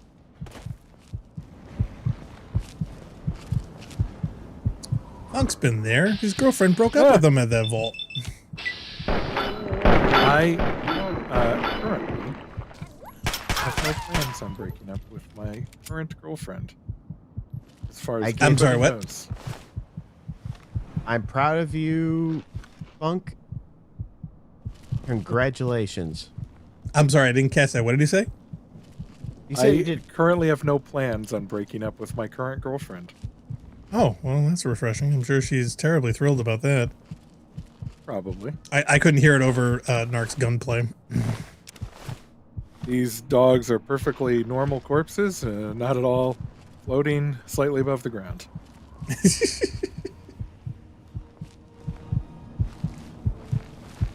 think there was at least one other corpse down here to loot. Thought I saw one. Oh, that's not a corpse. No, Damn. run. Is that Run into the hole. Talon Company? Oh, please don't be Look, Talon he's got a Company. gun. We don't need this. Oh no, hunters. All right. Well, you know what, guys? You're still about to get murderized.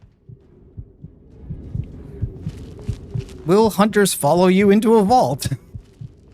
Can hunters follow you into a vault? At least they haven't learned how to open You're a very doors. brave man walking backwards into a cave. Oh, Zale says, I think it would have been better that something accidental started the war, like negligence, an oversight, and coincidence leading to a cataclysmic war that was started by nobody. I would hate that. I wouldn't mind. the ambiguousness of it all? Yeah, I would hate it. I always hate it in fiction. Like, you know, in Act 3 of like a romantic comedy, where if they just like talked to each other, then they wouldn't have the breakup moment, and then they have to get back together in some kind of dramatic gesture. I hate that. I hate misunderstandings in fiction. Just call them, you know? Yeah, actually, like mistaken identity is like my least favorite subplot.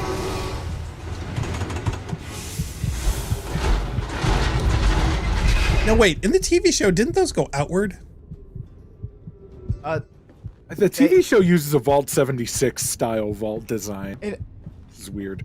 Well, actually, it actually uses two vault designs. The vault doors in between 31, 32, and 33 use the classic Fallout 1 and 2 vault door design. But the door that goes outside is the 76 design. That makes sense. But yeah, if you look at the designs of the vault doors in Fallouts 1 and 2, it is replicated for the vault doors between 31, 32, and 33. I was actually kind of very happy to see that. I didn't even think about it. All right. Well, I tell you what, we're coming up on usual break time, and we've actually managed to arrive at a vault. So why don't we take a break and then come back and see what the story of this vault is? My guess it would be Alone and Rusty. Okay. Well, was this the drug vault? I We'll don't see. remember this vault at all. We'll see, won't we? Tune in next week when... No, actually, hopefully we'll be back here in a second. And Narc has a new Oh, bot. Biscuit says, Привет. Как дела? Okay, so for those who are just tuning in, you're watching the Rampancy.net playthrough of Fallout. We're going to be taking a short break. We'll be right back after this.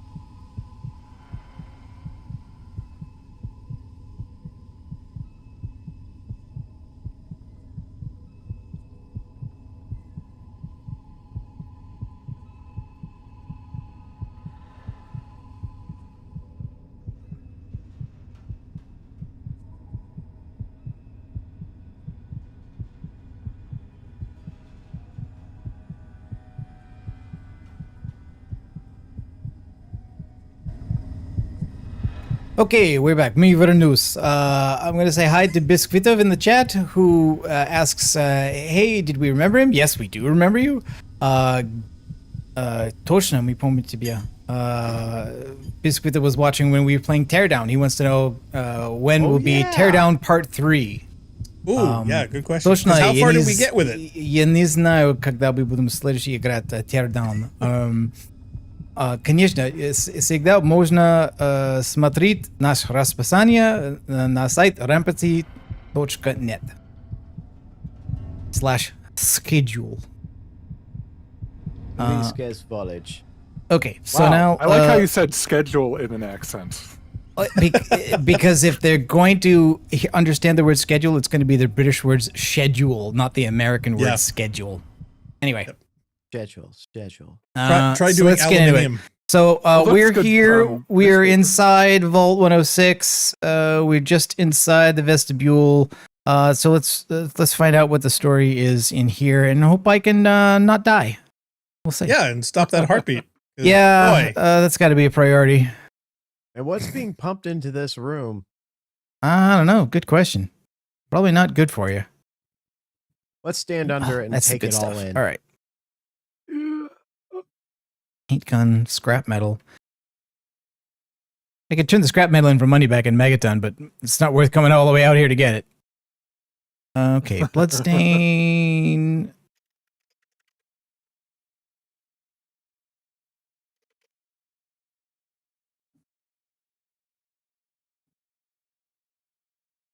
Oh, it looks like they're saying that our website is not viewable in the Russian region. I mean, maybe blocked, which is weird because because I was in Kazakhstan for 18 years and ran the website not out of there, but from there for a good number of years. And it was for 18 years. Yes, it was viewable. You didn't know that? No.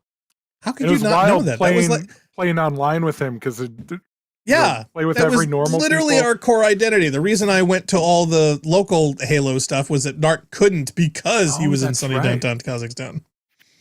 No. There's still a lot of things I don't know about you guys. Wow. There's still some mystery. It was amazing. The most amazing part, and I bring this up not infrequently, but the most amazing part of Narc being in Kazakhstan is there used to be a trivia channel on the Bungie.org IRC server, and Narc had a ping of like a second, and he would frequently still win the trivia contests with a 1 second ping. So he's twice as fast as the rest of us. Oh, even more on several occasions. Okay, that's going downstairs. You went to Kazakhstan too, Funk? What's that? You went to Kazakhstan too? No, they don't allow me there anymore. Yeah, we can tell you, but then we'd have to kill you. I think it's still actionable, so ask me in 7 years. A little longer? I want to say 12. Oh, yeah, could be.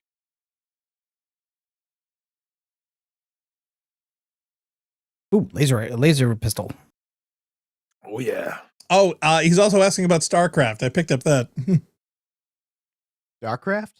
Like the yes. Blizzard? Well, we were yeah. Well, see that's the thing I wanted you to comment on because Funk was going off on this lovely exposition about how awesome Starfield was. StarCraft. Warcraft 2. Я играл давно. Yeah, I've never been a StarCraft fan. I was a huge StarCraft fan. I remember the first LAN where people were playing at the PC LAN I was at. I was totally making fun of it. So low level. This is the first terminal I tried to access.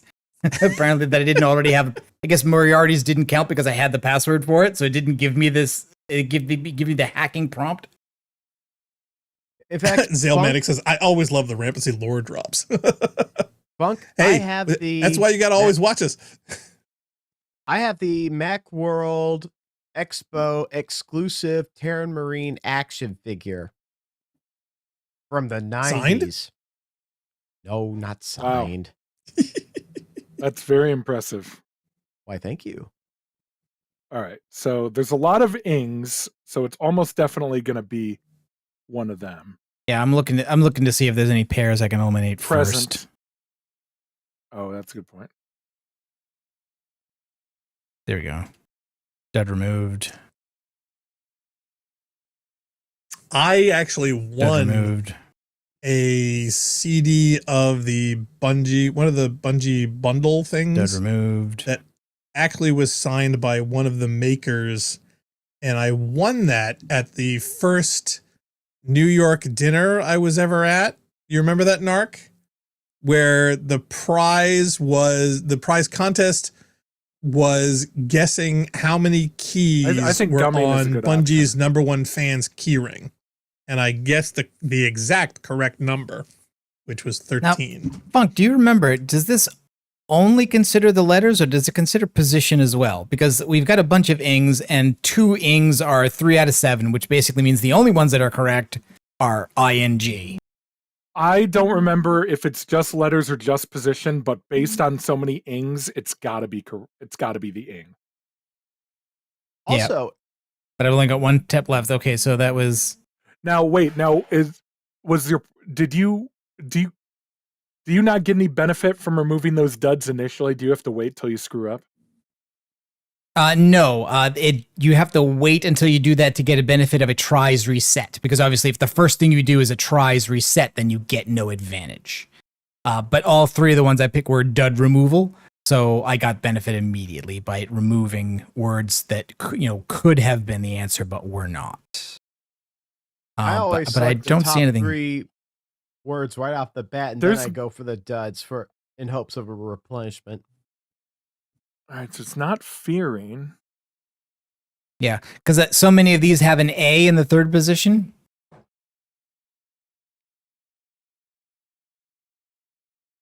It has to be driving.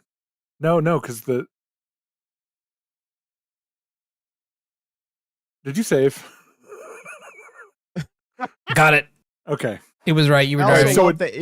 So it does take into account position. Yeah, I think it does. I also love that you have a mod that puts a B on the power button. I think that's just a texture. It's just a texture update. And I'm pretty sure there is a B on that button. It's just like very damaged in the original, I think. Okay, so Vault 106, urgent security notice for Vault Security. If any of our residents notice any unusual odor or faint taste to the air, please assure them that everything is okay. There was a slight irregularity in our filtration system, but nothing to cause alarm. The systems have already been corrected and are 100% functional again. If you notice anyone acting in a strange manner, please report the disturbance immediately so medical assistance can be sent. The Overseer. Okay. So, weird odor.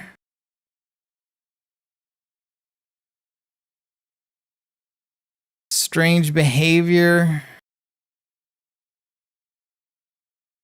So far, it just sounds like a teenager bedroom. Yeah, so far everything is fine. Now let's do another save. Some blood there, no problem.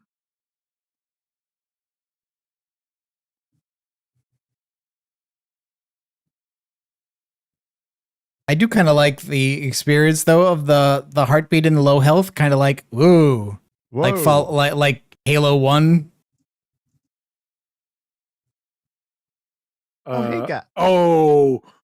This is the flashback vault, and I still don't remember the plot.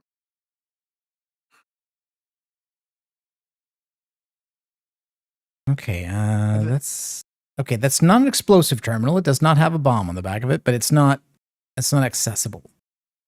Okay, that's not an actual drug manufacturing thing, so I can't actually make drugs. It's too bad. Zale says he actually quite likes StarCraft. StarCraft is a very popular game. I mean, Oh, it's a super popular game. Yeah, I just found a lot of those top type games and everything. I just personally never found appealing. And at a LAN where we're playing UT 2004 and stuff. So that's a big genre shift from what we found attractive and fun at the time. Also, those games like take forever and they're all very high learning curve. You know what UT is easy. You run around and shoot things. Deca says drove my parents crazy. What? I would always play multiplayer in StarCraft games, and what that would do is if our team won, it still didn't qualify as a win because everyone had. So all of a sudden now people are saying, turn on Allied victory. I mean it.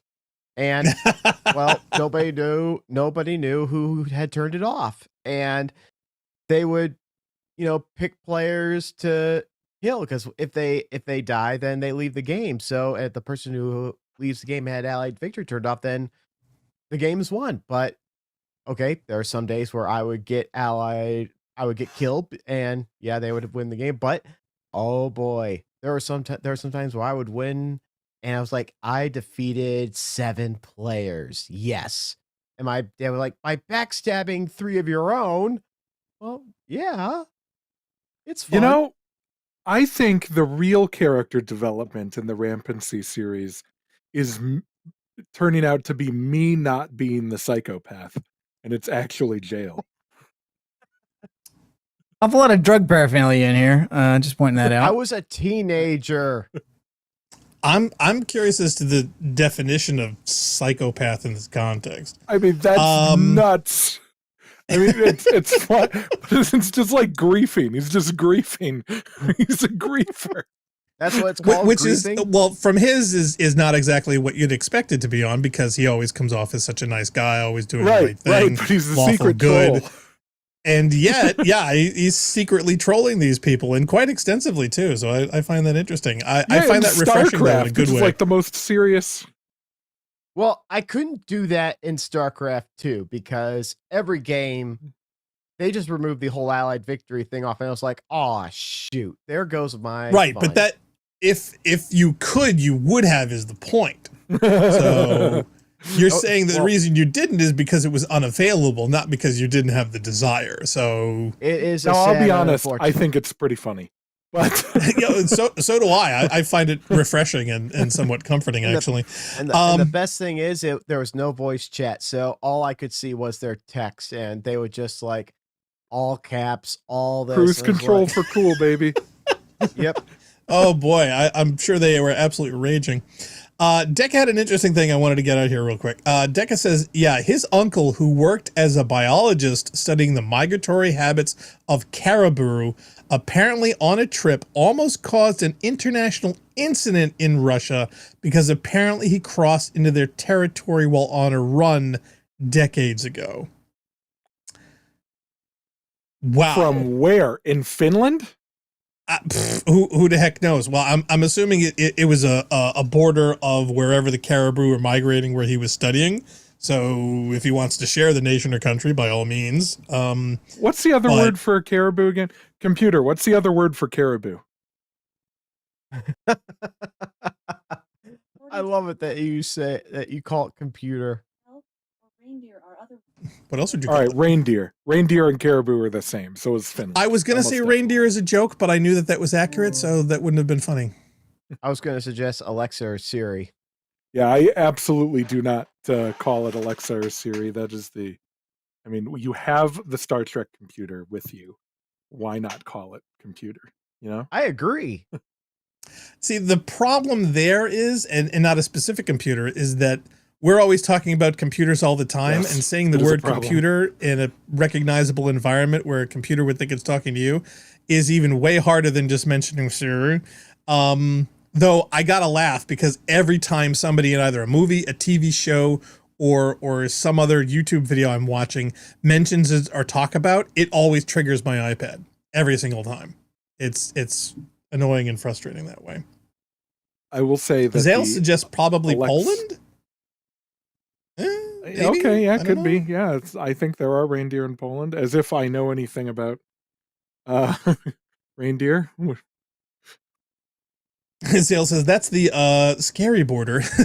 Hey, borders in Russia, they're all scary. Oh boy. I mean, during the Cold War, that Finland Russia border was pretty tense. Oh, like it's any better now. It's probably not. It probably is better now, honestly, but not by a lot. There's not a lot. Not not for their a lot neighbors. Of story going on in this fault, is there? Well, we've had a terminal about strange smells. We've got a lot of drug deaths, a lot of drug tables, and a couple of insane survivors wielding melee weapons. And at least at I'm one assuming point, this is I one of thought I the saw my experiment dad. But I'm not sure. Those wouldn't be flashbacks to your. They'd be flashbacks to Vault 101 because it wouldn't make sense to have flashbacks to this vault. Well, yeah, but Yeah, it no, also I doesn't- think mean, I'm having Dunwich Horrors drug-induced has delusions, flashbacks. some of Right. which may take the shape of flashbacks. But You know, the one thing that actually creeped me out in this vault were none of the ghostly or flashback images, but looking through the window and seeing one of the rooms upside down. That actually, What? That would Oh, freak yeah. me out. I'd be afraid of windows in this game if I ever saw that. oh bugger! Oh, I hate this. Turn on your. Oh, is your Pip-Boy light on? Yeah, Man, that guy's got great facial I'm hair. dead here. jeez. That guy had a Matrix dodge on him. Can you tab out of it? Can you get out of it? Hurry. Quick, reload. And I don't mean the gun, I mean the game. Oh, wow. You might survive this inexplicably. Narc, you're not that Squire from the Fallout series. You can shoot these suckers. Why do you not, at this range, have some kind of a sword that you can just stab these people or cut them in half? I don't recall melee being particularly good in this game. Oh, Question Deca says this is where they drug the musicians, which means this is where you get the violin. No, Oh, that you're is actually the other killing- vault. You're killing members of the band. Oh man, I was gonna I say can't name a single member of the band. The band. Can That you was guys? Yeah, the band. That was actually Isn't one of that my by favorite design? quests in Fallout 3 was finding that violin for that lady and she plays music over the radio. Agatha. Yeah. You know what? I still have one quest in Fallout 3 that I haven't completed, the Nuka-Cola challenge. I haven't Really? You found never 10 did that? Phantoms. No. I still haven't completed the quest that requires 3 specific NPCs who unlock the T-51 power armor. That kind of became irrelevant since a T-51 winterized version was unlocked in the DLC Right. Anchorage. Yeah, I stopped caring about power armor once I did Operation Anchorage. Oh, well, you know, as far as completionism Dude, look at go, I that mean, a lug lot of that's wrench. been ruined by YouTube channels anyway. I mean, anything that anybody could do in this game is available via vid. That is not a tire iron. That is a lug wrench. Look at it. It is clearly you'd a Solid know, point. as- Solid point. Especially after digging under that Ford, that you had to break through some plastic firewalls to get to that part. Oh yeah, so I was so just exciting. underneath the edge there. What was I doing? I forget you why I were was replacing underneath some it. Oh, yeah. component, and to get access to it, you had to rip through the plastic underbody, and I was like, Oh yeah, Why is he that doing was to that? fix the serpentine belt. But anyway, I was trying to replace the power transfer case, which fluid, which is a pain in the butt. There is no drain plug, so you just kind of have to Nope. you have to you put a could hose install and one. It's pull. plastic. Was hoping there'd be And, some drugs in the drug vault, but I guess there's no drugs in the drug vault. Well, There's no, not they've even stim consumed them packs. all. Yeah. It's not I like they're getting a guess. refresh. Drugs are- Zale says, yeah, remember switching your sidearm is always faster than reloading. Drugs are my favorite form of money making in these games because I don't use them. They take up no weight and everyone buys them. Clip the part where he says drugs are my favorite form of money making. Thank you. Yeah, please, we got to save that because you're right, you're right. him It's my saying how much favorite of a form- drug dealer he is, I think would be it's something my- we want to archive. It's my favorite form of cap making. How's that? Okay, Pablo Escobar. Who the heck is Pablo Escobar? Oh, wow. What? Hey, he didn't know who Cyrano de Oh, Bergerac wow, was, okay. so classic Man, you're education bad. is lacking these years. If I knew everything, I wouldn't be here. Come on, you're not that much younger than I am. You ever watch Pablo that Escobar was episode one of the most Brady notorious Bunch? drug dealers in all of history. Oh, okay. Cyrano was? Wow. Andy had, that's probably why he had such a huge Cyrano. nose. Wasn't he? That was his problem. And started off normal size. The drugs Wasn't did that- it. Wasn't the island? Oh, that's how he got his nose. It was the cocaine. Yep. Wasn't the island in Fire Festival supposed to be on the island that he once owned? I think I may know him through that. There was this whole big thing that was at. Yeah, it was marketing bullshit. It was basically some relation that they could tie to, and they could say, try to give it a sense of occasion, and this is really cool, and blah blah blah. Though I do love the 2 documentaries on that shit. Better show. up science to 50. Yeah. Science 50 would be really useful if we were to try to go to the Museum of Natural History after this. Were you planning? There is a vault in there. No, but it's what you would need to hack the terminals that give you controls of the turrets. Zale says, yeah, Operation Anchorage is always my first stop. Narc, I do that one in Mothership Zeta and then just blast everyone with the alien blaster. Finish the game in about 12 hours. No, because what you want is to disable Mothership Zeta and get the random event to give you the weapon first, because that's a faster way of getting it. It's not the rifle. That's my. It's not the. That's the pistol. I want the rifle. It's better though. Oh wow, they're gonna start an argument here, boys. Narc, can you check chat real quick? Watch out, you're gonna get kicked out of his vault. How can I? Narc can't get kicked out of my vault. He's a guy. Oh, okay. He's just saying that, like, next time he's going to turn on automatic subtitles so that he can understand what we're saying. Oh, that's sensible. Oh, there you go. There's a plan. Does that work? I think so. I think we have them, like, they're allowed. So I think it should work. I've had it work on one thing that I watched before, but sometimes they're, like, not available. Well, what else do I did? Well, also, I mean, a lot of us are talking over each other, so I have no idea how that would translate for how do you think auto the generation of subtitles Russian will subs. Translate. Do you think it can distinguish between penis and Venus? Don't you dare! I doubt it. I don't know. Try a couple limericks. See if it resonates.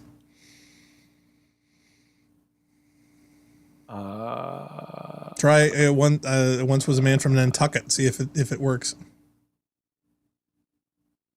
I've found do jokes with that on Wings.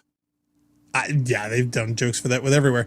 I've tried it on several occasions, especially if either there's a thick accent or a low volume where it's hard to discern, or in other circumstances that you would need it because you're trying to comprehend what they're saying. And in those circumstances, a lot of that times either it doesn't work or it just skips over it. So I have not been very successful even in English, in a native English speaking environment. So I don't know how well that would go from English to Russian.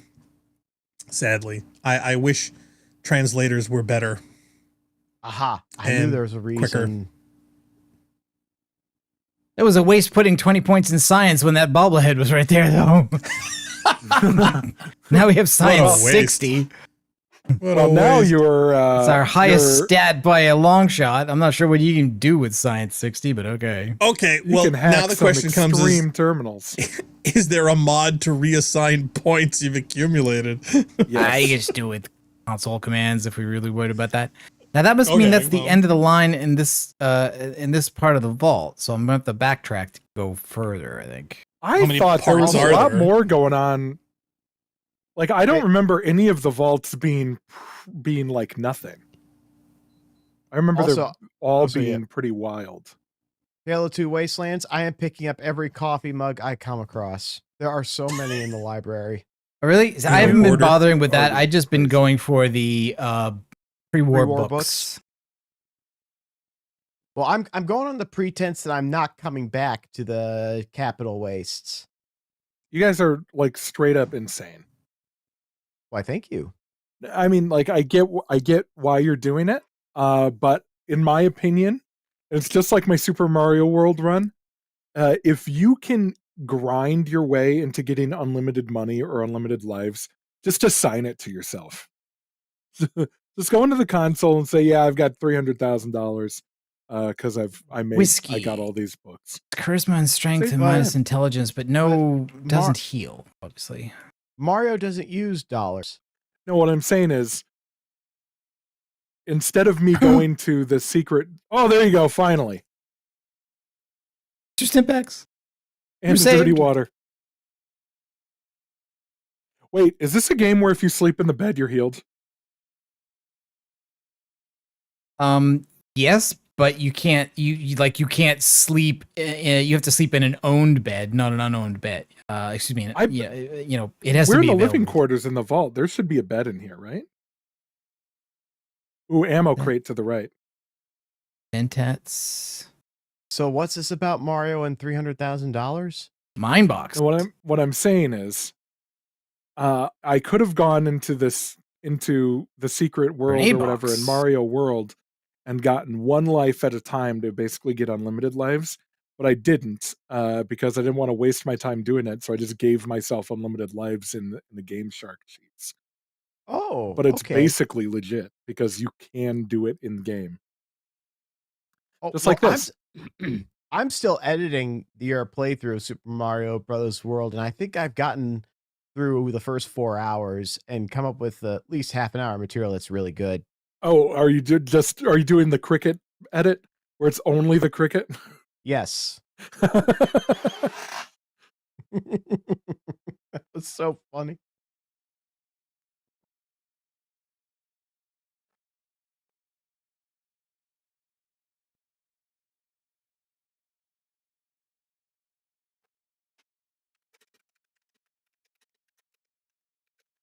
And unlike later Fallout games, at least Fallout 4, they don't give you an exit when you reach the end.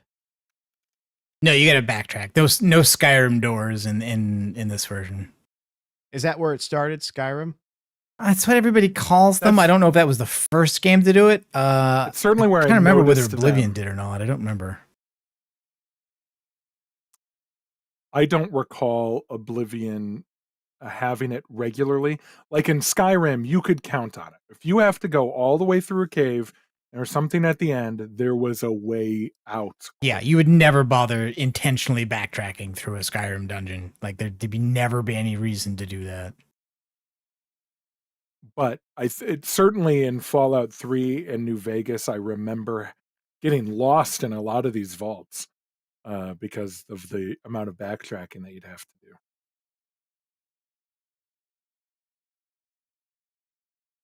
Yeah, I can remember some of these vaults getting lost in too. I'll tell you one thing, the loot in here is pretty good though. Mines, grenades, stim packs, microfusion cells. Packages of cigarettes. Those are good for cloth, right? Well, in Dead Money, you can exchange those for coins, and you can use those coins to get repair kits. I refuse to play Dead Money. There's one, I was going to say, the one big drawback to that is having to play Dead Money. Yes, that is true. Because I don't like Dead Money, actually. If you get rid of the radios, if you get rid of the death fog, and the get rid of all the gameplay mechanics of Dead Money. And it becomes a great walking simulator. That's fine. You know what? Okay. I'll allow it. Microfusion cells. I'm now over encumbered. I got to drop some crap armor. I just heard a new way to play. What's the one? What's the expansion for New Vegas where you're set in like the Monument Valley or something? Honest Hearts. Honest Hearts. I just heard of this way to play Honest Hearts, which is basically immediately, if you snipe like the first guy who comes up to you in Honest Hearts or whatever and kill him, you can play that whole DLC. Sorry, I think I lost Funk. What was that, Funk? If you snipe one of the first guys who shows up in Honest Hearts, hold on a second. I'm going to find his name. Because this is after the Caravan Massacre, right? I think so. Because the first guys you see in Honest Hearts is your caravan, and they get wiped out by an ambush. Right. One of the geez, hold on. Give me a minute. I'll find the guy. But the idea is you snipe a guy who's supposed to be good, and then everybody hates you. So there's only one quest, and the whole thing is just a gauntlet of everyone trying to kill you. And it's supposedly a very interesting way to play it if you've only ever played it the real way. Follows Chalk. Yes, I know what you're talking about. He's a temporary follower at the start. Right. So you snipe that guy immediately, and then you just like have to go through and kill everybody, and there's only one quest. It's like the one in the Divide. Oh, that is so cruel. Because I actually really liked the Honest Hearts DLC, especially when you meet Joshua Graham. I agree. I also really liked it. And I think that is the Honest Hearts DLC needs a like Black Mesa source treatment. It would be better. Like someone needs to remake it in Fallout 4. So you have bigger areas and better graphics. And I think it would serve the story in the game a little bit better. When you play through it now, it kind of feels claustrophobic. It never quite feels as big as it should, Well, but the do you story is remember excellent. do you remember how they handled the rain? No. Because this was the first instance of a Fallout 3D game where rain actually occurs. And what is if you're looking at eye level with the terrain, the rain are straight lines. But if you look directly up at the sky, the rain stops and changes to droplets. Because when you're looking at the sky, that's how they would look. But when you go back to level, they change and become straight lines. Because if they kept the lines, then you would have like these lines falling on you instead of droplets. It's a very strange way of. Oh, I see on the screen. Mm-hmm. Interesting. Yeah. Now, Fallout. It's a suspicious book. Don't touch that book. Yes. No human being would stack a book like this.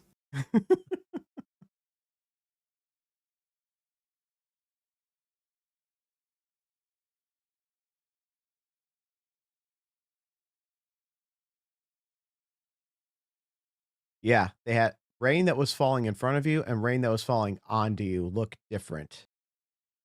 Oh, I'm not wearing any armor. Why am I not wearing any armor? I'm almost dead. That's bad. I think I must have taken off the armor I was wearing. Oops. Yeah, I guess. Can you repair repair your helmet? Oh. No, I need 90% repair skill. It's definitely a game. Have you guys heard about the Fallout board game? I have. Supposedly you can play it single player. Oh? Yeah. This guy is tough as nails. I don't know. How tough are you? Man, that's all my stim packs now. Eat them pork and beans. Your stim packless. What drugs can you use? I mean, if I really get into it, I can use a psycho. But are you looking for Bolivian marching powder? I wouldn't even have been using that other stuff, but I don't really have much ammo.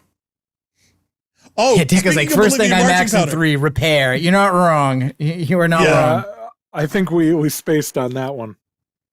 Yeah, Deca Max 3 repair. Yeah, I heard about the Fallout tabletop RPG. Speaking of Bolivian marching powder, have you guys seen the latest Deadpool and Wolverine trailer? I haven't seen any of the trailers. I'm afraid I won't like it. Oh my god, it's absolutely spectacular. I adore it. Good. I'm sorry, Jail. Did you say yay or nay? Bad. I said yay because there's a line in the preview that Deadpool says that I immediately shouted, and that was the bloody problem. Well, there's the bed. There's the bed. I can sleep in the bed. Sleep in the bed. So you can heal, finally. Can I sleep when enemies are nearby? Nearby. No, you can't. You're going to die. Wait, can you close and lock the door? Can you weld it? Can you? No, I probably need to kill whoever it is. Oh, well, there's another stim pack. Oh, well. Black Star. Yes. Can you tell me what line that was that I went, that was the bloody problem? Oh, you mean what line did you reply to that with? Yeah, Deadpool says a line in the preview, and I said, and that was the bloody problem. Well, this is the trailer, not the preview. Whatever. Now I'm confused. Well, no, I mean, there's two. There was one that was done earlier, and there was one that was done after. Are you talking about the latest trailer, or are you talking about the first preview where they were teasing? Technically, none of them are trailers. They're all previews because they're not shown after the movie. No, that's not what we're saying. I go teaser and trailer, so it's the trailer, the one that was recent. Or as okay, the latest one. Say, okay, it's the Wolverine trailer. Yep. Hold on a second. Let me cue it up.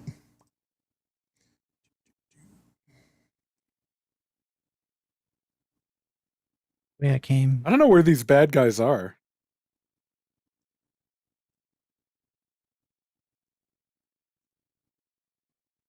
Well, technically, their allegiances aren't exactly where they're bad people or good people. All right. You want to get pedantic.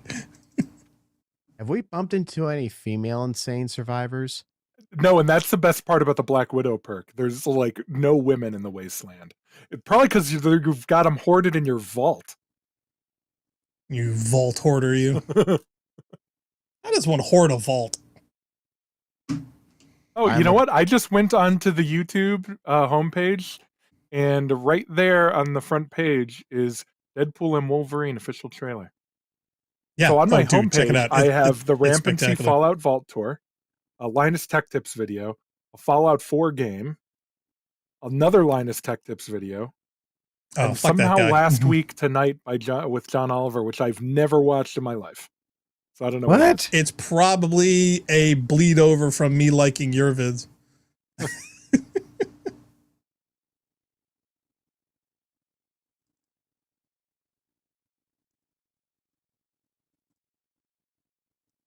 Laser weapons, pretty good. Pew, pew, pew, pew, pew, pew. Uh-oh. I always love those jam animations. That's like the one positive about weapon conditions. They at least made it feel immersive.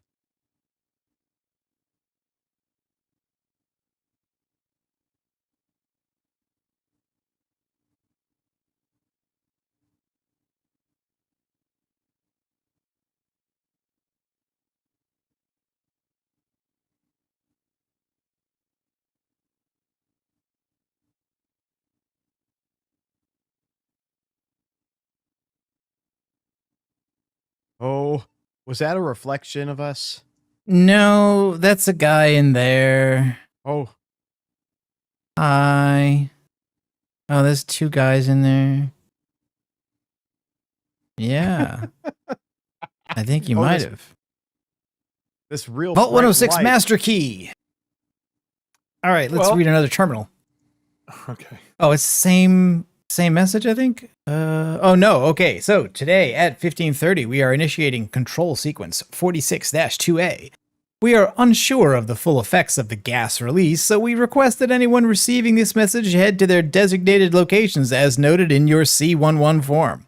The assigned locations were chosen for the cover and safety they provide, so do not vacate them unless dire circumstances arise. Remember to handle anyone acting abnormally according to the guidelines provided, and most importantly, immediately call for medical assistance. We thank you for your assistance during this brief test and assure you that the control is non-lethal and will be cleared from the air before 1600. The overseer. I always love to hear that something's non-lethal, because even if I wasn't thinking it was lethal before then, now I'm afraid. Well, see, that's why they started using terms less than lethal. So I'm looking at the Wolverine, Deadpool and Wolverine trailer, and there's a shot where they're walking through a city, and one of the stores in the background is Liefeld's Just Feet. Liefeld's, just feet. That's amazing. Gotta love it. Well, they reference his inability to draw feet like I don't know how many times. You know, this has got to be at least 3 or 4. In fact, I think, where was it? Yeah, it was in 2. They had this whole sequence in talking with Lady Luck about it. It goes, "What? Who thought this was a great idea? It's probably somebody who didn't know how to draw feet." So yeah, they do that a lot, which is awesome. I don't remember that. But I wish Gail Simone got credit. Yeah. Jail, in answer to your question, it's like right after he says, I'm no hero. No. Well, is that the line you replied to? He's got a sledgehammer. Now that's Wolverine's line. My reaction was to a line Deadpool says. I'm sorry. Why don't you just tell me? Because I can scrub through this a million times and try to figure out where your comedy plug-in would fit. Wait, I think Funk wants to play, but I promise I'll tell you. Okay. If Funk wants to play, we'll play. All right, I've watched the trailer. I don't know. Okay. See, there you go. I'm sorry. I'm not a big fan of 20 questions. Okay. It's a line. You were an X-Man. You were the X-Man. Yeah. And that was I see. I think you're right. Now, Wolverine was definitely the most popular X-Men character when I was a kid. Yes. But I do think you're right. I do love the fact that they've actually... Yeah, well, I'm assuming this is a multiverse one, so this is one from a different one. And I love the fact they got him in the original yellow spandex, of which in the original X-Men movie, they joke and say, what do you think I should wear? Yellow spandex. And of course, everybody in that is wearing black leather from top to bottom. So I love the fact that they got him in his old costume. I like the black leather look. You ever see those Underworld movies? Oh, come on, really? Are you kidding? I adore the Underworld movies. They're stupid. I love those. But the thing is that for the X-Men, for this and whatnot, it just seemed too generic and simple and easy. And I think when you start realizing, it goes, wow, a lot of these costumes are really stupid and they can't pull them off. And yet Deadpool does, which is why Deadpool for me was always one of my faves. I love the first two movies. They're fantastic. I'm so looking forward to this one because they're just fun. They're just total fun. Looks good. And they make fun of themselves. They make fun of everyone. They make fun of this whole universe, and it's beautiful. But no, the reason I bring it up is because of the little bit at the end where they bring up the Bolivian marching powder, which if anybody knows, being the euphemism for cocaine, the last time anybody used that in a line in a movie anywhere is from Bright Lights Big City in the fucking 80s with Michael J. Fox, where he has this absolutely exquisite monologue talking about while he's sitting at a club mulling over his recent divorce with his wife, that his brain is composed of tiny Bolivian soldiers. Ooh. They're tired and muddy from their long march through the night, and they're hungry. They need to be fed. They need the Bolivian marching powder. And he goes into the bathroom to snort coke. It is absolutely exquisite. So to hear them even mention that euphemism here, it's like, it just brought me back. I absolutely loved that. I thought it was fantastic. But yeah, they list like all the other 10, 12 popular ones. Because they mentioned Feige as the producer. Says, no, cocaine is the one thing that's off limits. We can't go there. because of the whole Marvel Disney / tie-in. They're not exposing children to extensive drug use and popular characters. It is pretty amazing Disney is letting them be a hard R. To be honest, a lot of these things should have been hard R's, and the success of the Deadpool series shows how much better all the other ones would have been as hard R's. No. Let's say definite R rating. Let's not say hard R. Why? Why? Because there are R ratings and there are R ratings. There are R ratings that push the X territory, and there are R ratings that literally go over the line with one extra swear. It's awful, but euphemism for a racial slur. So that's why we're saying let's not do that. Interesting that this person is wearing a lab coat over their vault suit and is not labeled as an insane survivor, just as a regular survivor. And he still hates you. He still acts kind of insane, though. If I put away my gun, is he going to relax? I don't think so. Well, the AI doesn't allow him to be anything else, right? I mean... Yeah, looks like it. Okay, well, sorry, man. Yeah. Hate to do this. Oh, and now drug freak out. And it's funny that we say it looks like Butch because this is Butch's friend Wally. Who's not there. Are we just imagining them that they're there? Well, at least it's giving you free AP. We're having a drug freak out. Okay.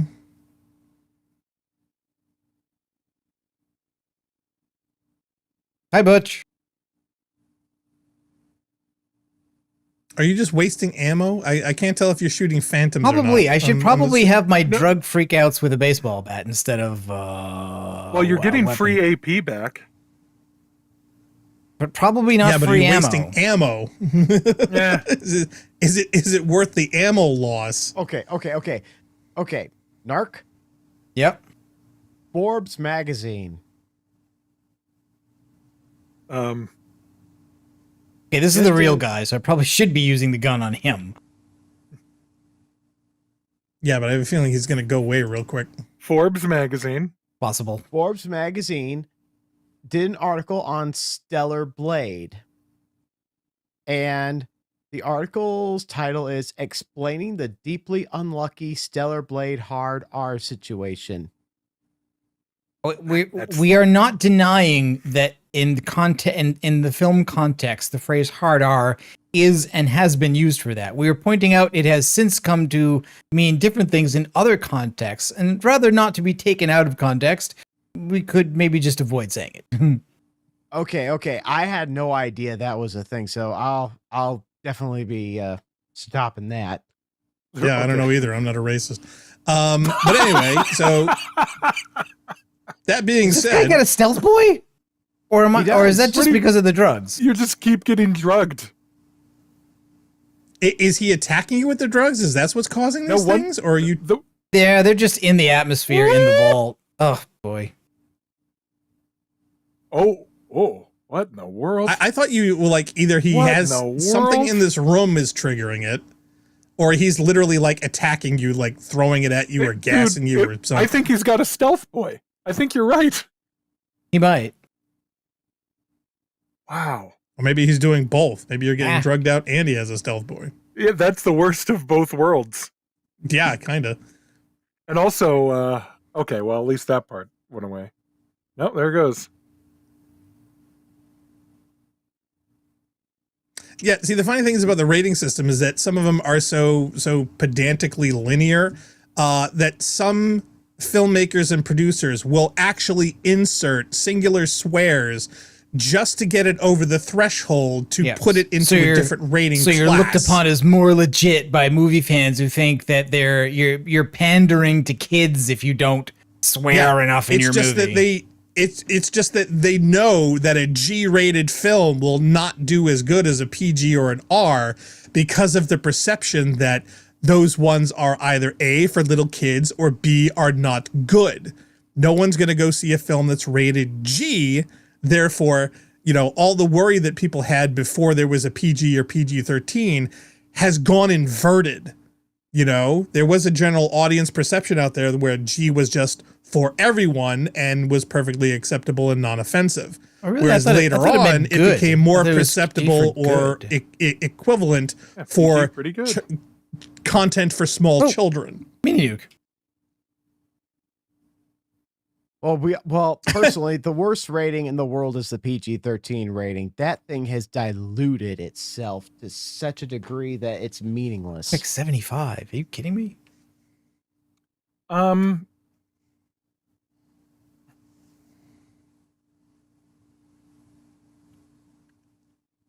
Maybe. Well, I mean, scary movie filmmakers will say, "Oh, our film is rated PG-13." Oh, Bethesda. I literally got really damaged by the skeletons. Which is you stepped on a bone wrong. Yes, if you step on various scenery bits, like Fallout 4, like the most dangerous thing is not any enemy in the game; it's a car. You walk by a car, the car can kill you. Oh my god, I've got tetanus. Or how about an NPC when you're just knocking down a box on the floor and they say, "Watch where you're stepping." Yeah.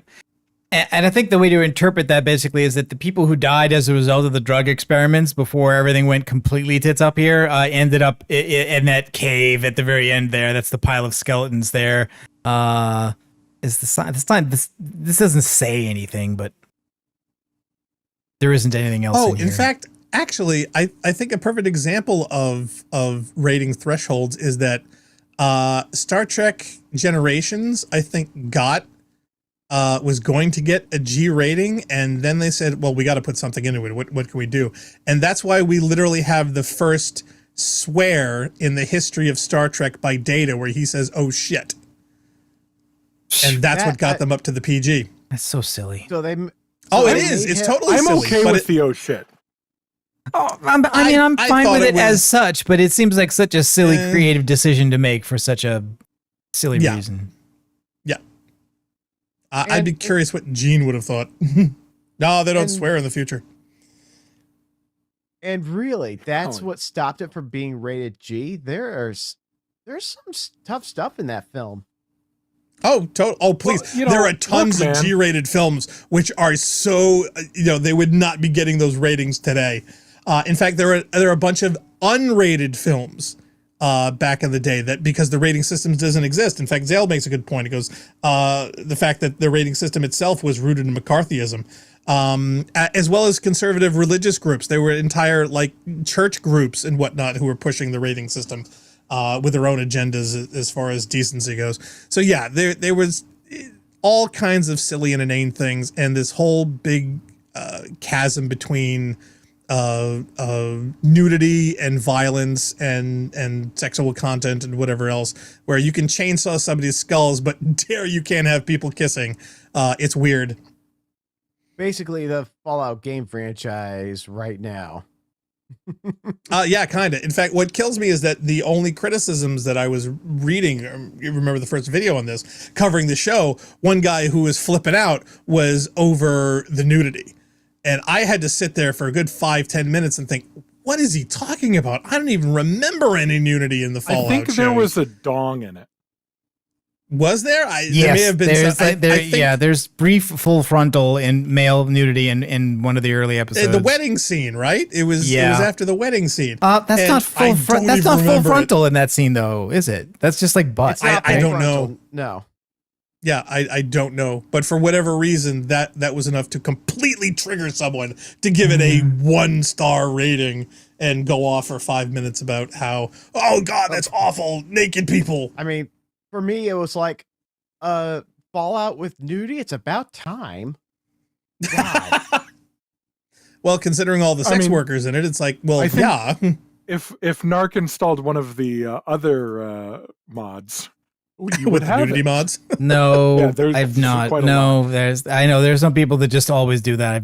Oh, hello, drug freak out. I think it's really weird. I know 40 mods and not one naked one. The interesting hallucination here is that this vault is clean. Right. Help, Narc's being repressed. Activate. Oh, look, the computers are working. A note to me. This place is great. I think it's time to accept the new and embrace this change. Relax. Your brain softworks. Zale Manic said, either way, it's the whole point is that it's deeply appropriate to be discussing it here in a Fallout stream. I feel the Another same. note to me. Come on. Don't you like it better here? Breathe deep in the blue. Relax. There was that Bill Cosby movie where it was like Bill Cosby and Harvey Keitel.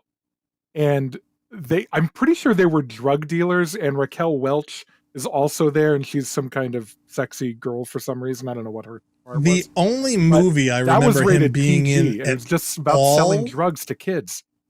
Was it? The only movie I remember Bill Cosby being in is one called Leonard Part 6, which I never actually saw.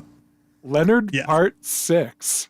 Yeah. Trying to remember if I ever actually watched it. It was one of those things that we had it because I was working in Video Revolution when that came out. Yeah. So it was a thing we had on the shelf. I remember the box. I think was a review that Siskel and Ebert did of it. It's 1987 or it might have American been spy parody film. It was beyond horrible. It's one of those things that the only way this could have possibly gotten greenlit is either blackmail or severe drug usage. I think the manager Cosby who hired me announced put that out on a sheet of movies that have well-known movie stars in it, but that you haven't seen. So if you like the star, but you hadn't seen this thing, and I think that was one of them. Seriously, God. this place has everything we need. Enjoy it while we're here. Fine, be that way. I have nothing more to say to you. We're through here. Wow. Does sound a lot like my brain. No, I don't think your brain's this polite. I think it's just telling me the messages are over.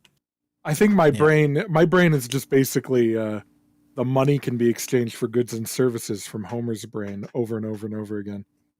Yeah, okay. We read everything by the look of it. Your brain is Amazon? Well, do you remember the episode of The Simpsons where Homer's like, man, I want a peanut, and then he reaches under the couch and then he finds $20 and he's like, $20? I wanted a peanut. And then I think his brain says, $20 is better than a peanut. And then Homer says, what? Explain how. And the brain says, money can be exchanged for goods and services. For goods and services. Yeah, I remember that one. Ah, Homer. Is there anything he can't do to make us laugh? Remarkably, I don't know if there is. Did you just shoot his 0% arm? Explain to me how an arm that is literally facing your direction is a 0% Why hit on earth? It was obstructed by the door. 0% arm.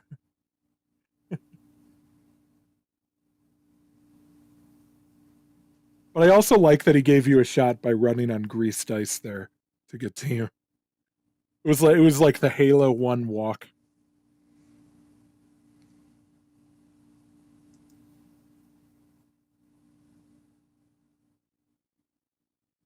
Okay, more of the containment cells here, or have I just made? I think I may have just completed the loop. Yeah, so technically, Funk, this is your Skyrim door because I think I was in this room, or maybe it was just a room similar to that one. That's the problem with this game. Yeah, it is all made out of cookie cutter, stuff. You get a toolkit, which is fair. But it just works. All right, so this vault isn't clean.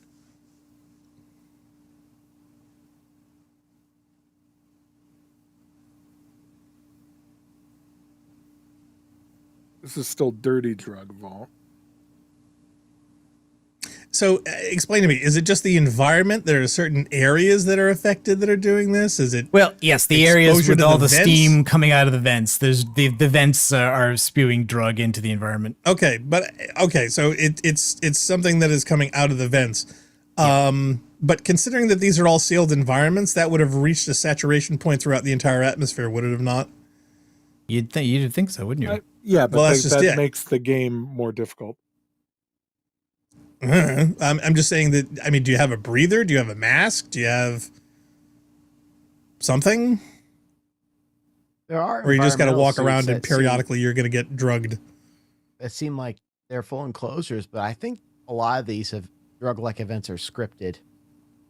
Yeah, well, see, I wasn't sure. In actuality, the freakouts are scripted.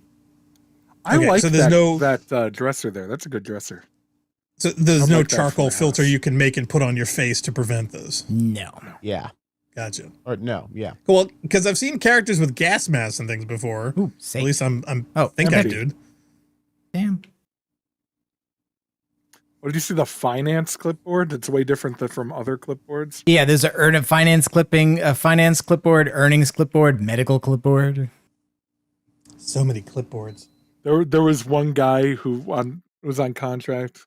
We had to create 10 different clipboards.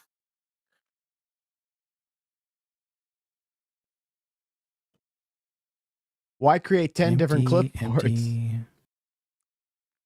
I don't know. He might have got paid by clipboard. And so he had to come up with different clipboards. All right, looks like that is a dead end. So I go up and do the other side. Female dorm. Uh-oh.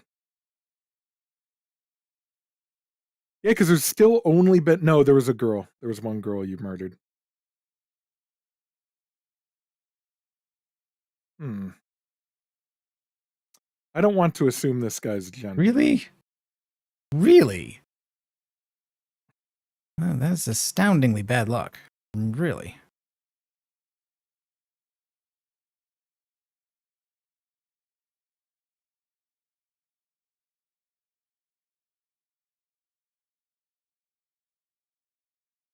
Oh, come on.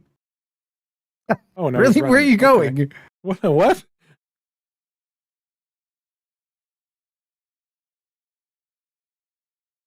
Wow, you're bad. You're right about that. Oh man. Well, this is a rifle. Is your head I've broken been putting... or something? Oh, okay. Oh, come on. Are you serious? Where's... Dude, get rid of that gun. Get rid of that gun and check your head stats or something. Isn't there a thing where if your head gets damaged, your VAT sucks? James got a gun. Wait, are you missing on purpose or? I'm not missing. No, this game is just really bad gunplay. Partially, like, I mean, he's getting shot with laser beams that is leaving bloody marks. Partially, it's that this is a game that inherits its mechanics from pen and paper role-playing games. Everything is a dice roll. Now, when you are not doing the dice roll combat, there's still stuff like bullet spread out of guns. So the VATS is a good way of saying, I'm deliberately saying, shoot at this enemy. And whether you succeed or not is based on a dice roll, just like it would be, in a game of Dungeons and Dragons.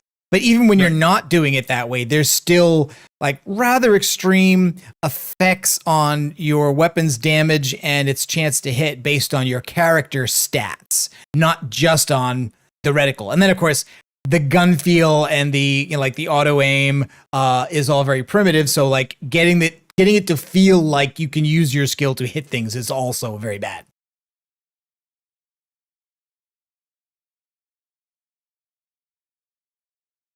Now, where did that other one go?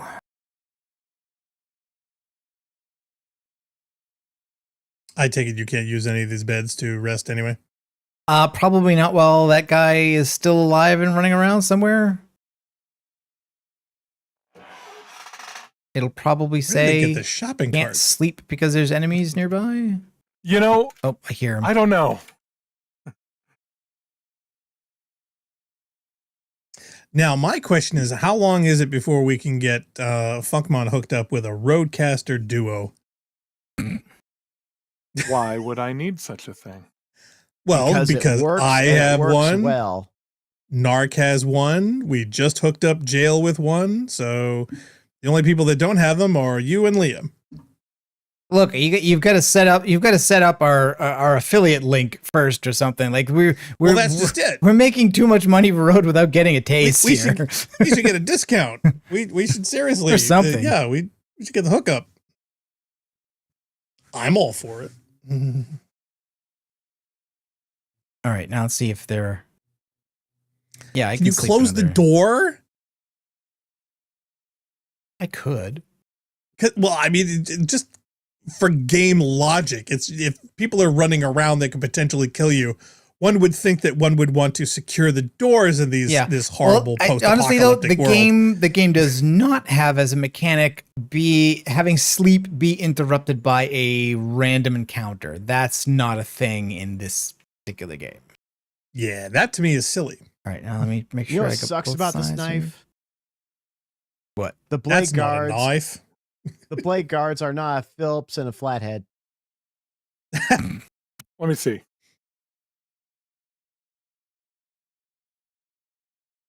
Well, the other thing is there's no compass in the stock. Or a fishing line. Mm-hmm. Rambo's had those.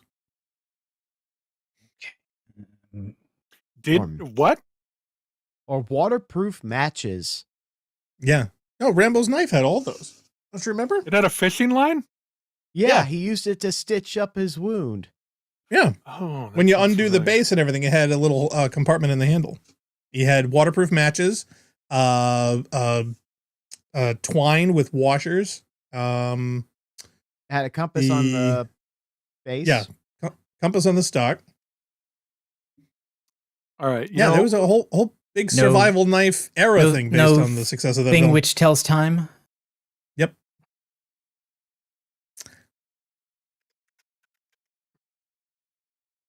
My girlfriend said she'd never seen Rambo, and I clearly don't have a good memory of it.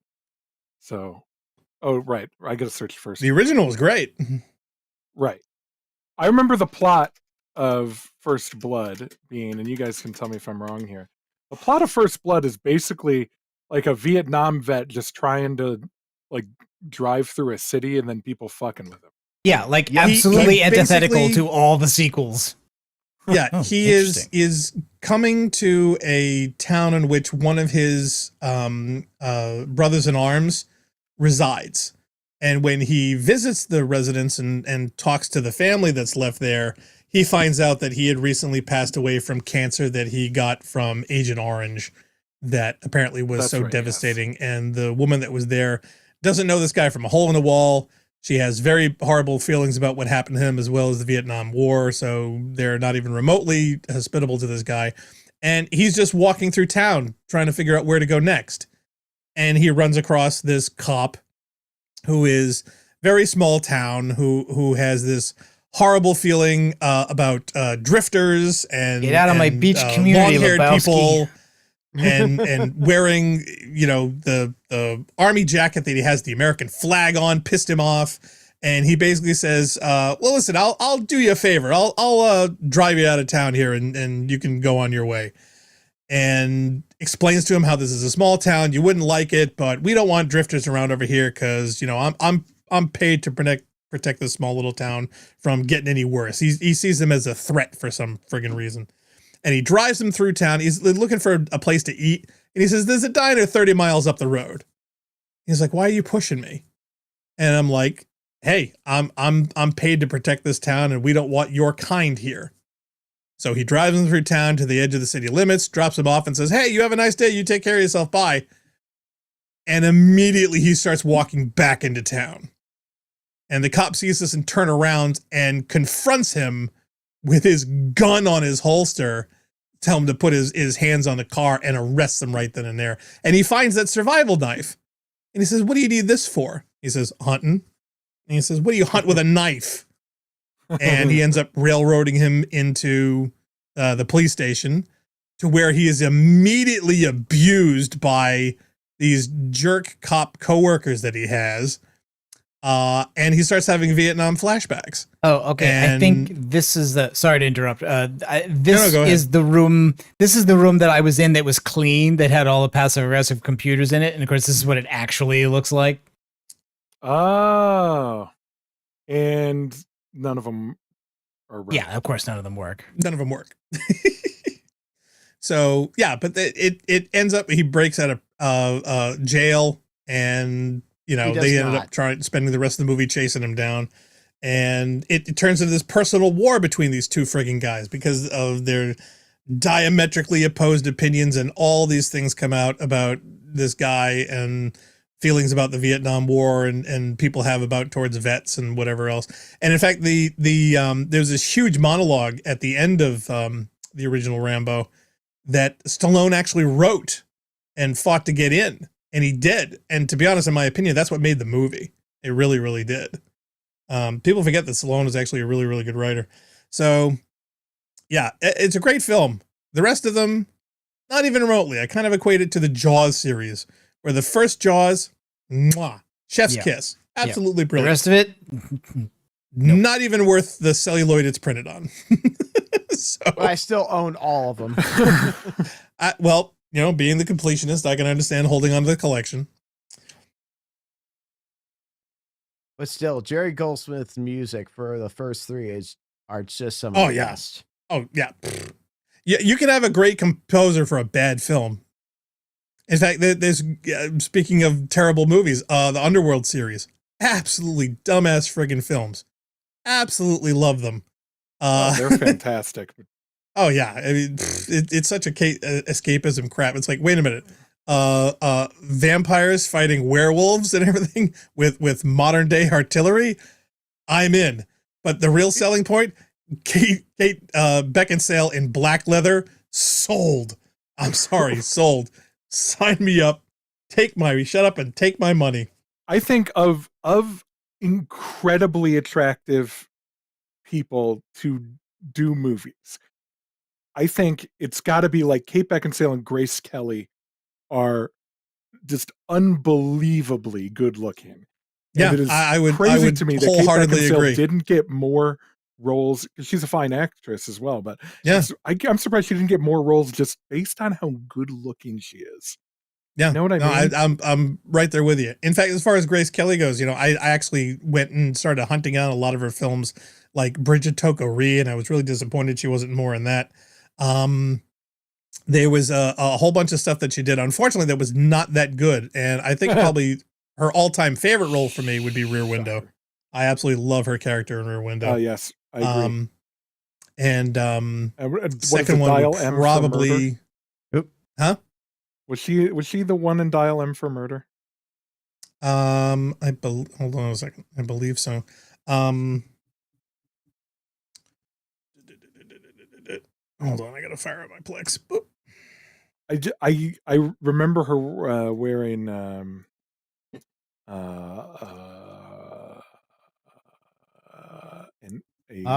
revealing outfit.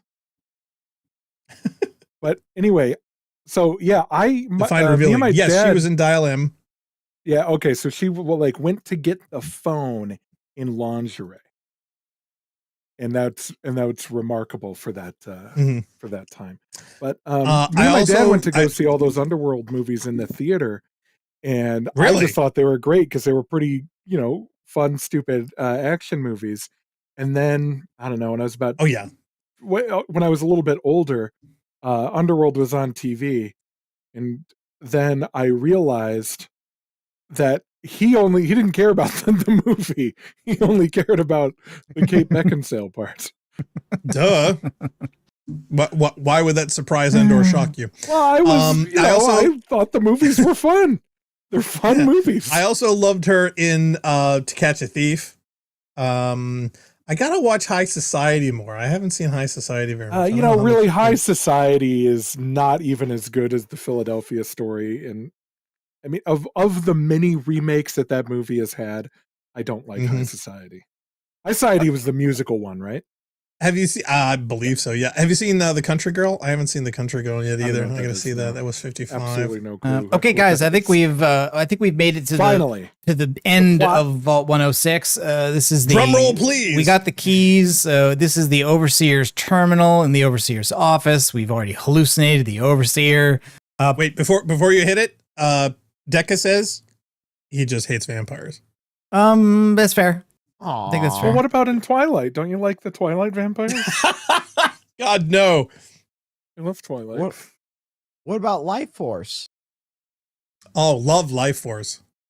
I would take Life Force over Twilight any day of the week and twice on Tuesday. I'm trying to remember if I ever actually watched that one. I know we had it, and I know that you liked it and watched it, but did we ever watch it together, or did I always just avoid it? It's the first movie where Patrick Stewart actually kisses someone, and it's another guy. It's epic.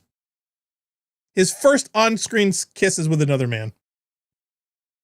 In fact, there's a great story of how he got that particular role. He apparently needed some work done in his bay window area of his house, and when he found out it was going to cost him £3,000 to get it fixed, he was furious. And his agent called him up and said, "I have this job for you." Yeah. And he said, "How much is it?" "It's £3,000. He said, "I'll take it." And it was Life Force.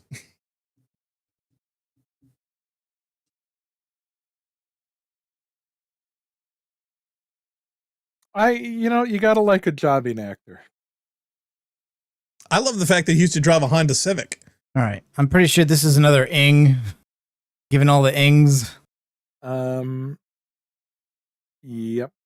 Okay, fencing is a 4, not a 3. So it's ing plus 1. Resting. Could be hanging if it's the end. Oh, yeah. It's not. Okay, so it's not the so end. It's resting. Genuine. Genuine. Yes. It's like, oh my God, have you guys seen that clip of Benedict Cumberbatch pronouncing penguins? And he, oh God, I did see that. I did see that. Penguins. Oh my God. I love that. That was awesome. Hold on a second. I'm waiting for the sirens to pass. I know. Yeah. Jesus. All exciting things happening in Washington this week.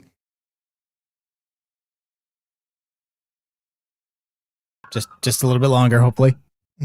Oh, there was another bad film. I think it was called Green Fire. It's literally got like a 22% in Rotten Tomatoes. So I'm dying to see that just to see how bad it is. But yeah, apparently Miss Kelly was in that as well. But yeah, the only ones I got for her are like those 5. She didn't do a lot before she got married and left acting. You know what? Good on her. Oh, there's High Noon. She also had High Noon is a super popular film, but she had a very small role in that. Yeah, I don't remember her in that movie, but I also, to be fair, don't remember that movie. Really? Do you know that High Noon is the #1 film watched by every sitting American president in film history? Okay. Every one of them has watched that friggin' film. Okay, they're gone. You think Howard Taft watched High Noon? No, I'm talking about. Well, he's stuck in the bathtub. I'm pretty sure he watched whatever was on. I mean, yeah, since it came out in 52. Yep. Okay. So urgent preparations report. Ventilation system has been checked and the required security and medical protocols have been initiated as per instruction and prepare for release of the control. Following systems have been brought online: VShaft 00209, 00437, 00518, and 05818-C. Following systems have been disconnected: VShaft 00014A to D and 0083A to D. The following security precautions have also been completed: Security Protocol 5146-A, Camera Protocol 52, Overseer, Medical Protocol 98, MedAlert. I have overseen all preliminary tests and can assuredly say we are ready and prepared for the worst. Sorry, I don't recognize any of those shafts. Yeah, exactly. How are we supposed to relate to those shafts? Exactly. I don't know. And why is the milk bottle in the middle of the room? Don't know. There's one there, and there's one like literally right there where you'd be walking, where somebody would have their chair. Does seem weird. What are we, Howard Hughes? Are we saving our pee? Also, what is this? Tricycle. Like random tricycle. Like of all the things to be down here. Well, it's always haunting when people put little kids' things and leave them around. You know, that's always been a film trope. Yeah, it's definitely a film trope, but I never understood it or liked it. Or why it's supposed to be creepy. I think it's supposed to, try to get some emotional things like, oh, there were kids here once. They're trying to get a little empathy there for the little urchins. Right, but that was the overseer's office. I mean, like, why would there have been a kid in there? And they could have done a child skeleton if they'd wanted. They do that plenty of time, but they didn't put it there. Well, remember Half-Life 2? After you leave the station, there's that playground, and they went so far as to emphasize that there were no kids, that they had little kid noises playing in the background. Yes. And then there's the playground they set on fire for T2. So this was not a particularly interesting story, Vault. It was just no. I gotta say, massive disappointment. I was expecting. I oversold it, huh? Are those shafts relevant? No, that's basically just to let you know that the overseer was aware of what was being done there, that this was not we're playing with drugs and oops, something got out. It was like the release of the drugs to the population was expected and intended. Oh yeah, they were totally experimental. Well, I'm sorry. I thought there was more to that. Well, you're right. I mean, going in, we already knew that, but to someone new to follow it in 2008, you would not necessarily have known that, especially since, you're supposed to be getting the idea that the vaults are there to save people, to preserve humanity, to be a safe place. And most of them are not. Well, the books, I'm amazed that you think that original first-time players of this game would be watching us. Well, no, I kind of meant I was referring to myself mostly. I'm like, these stories were more revelatory when they were fresh in 2008, especially for me because I hadn't played Fallout 1 and 2, so I wasn't aware of them. My God.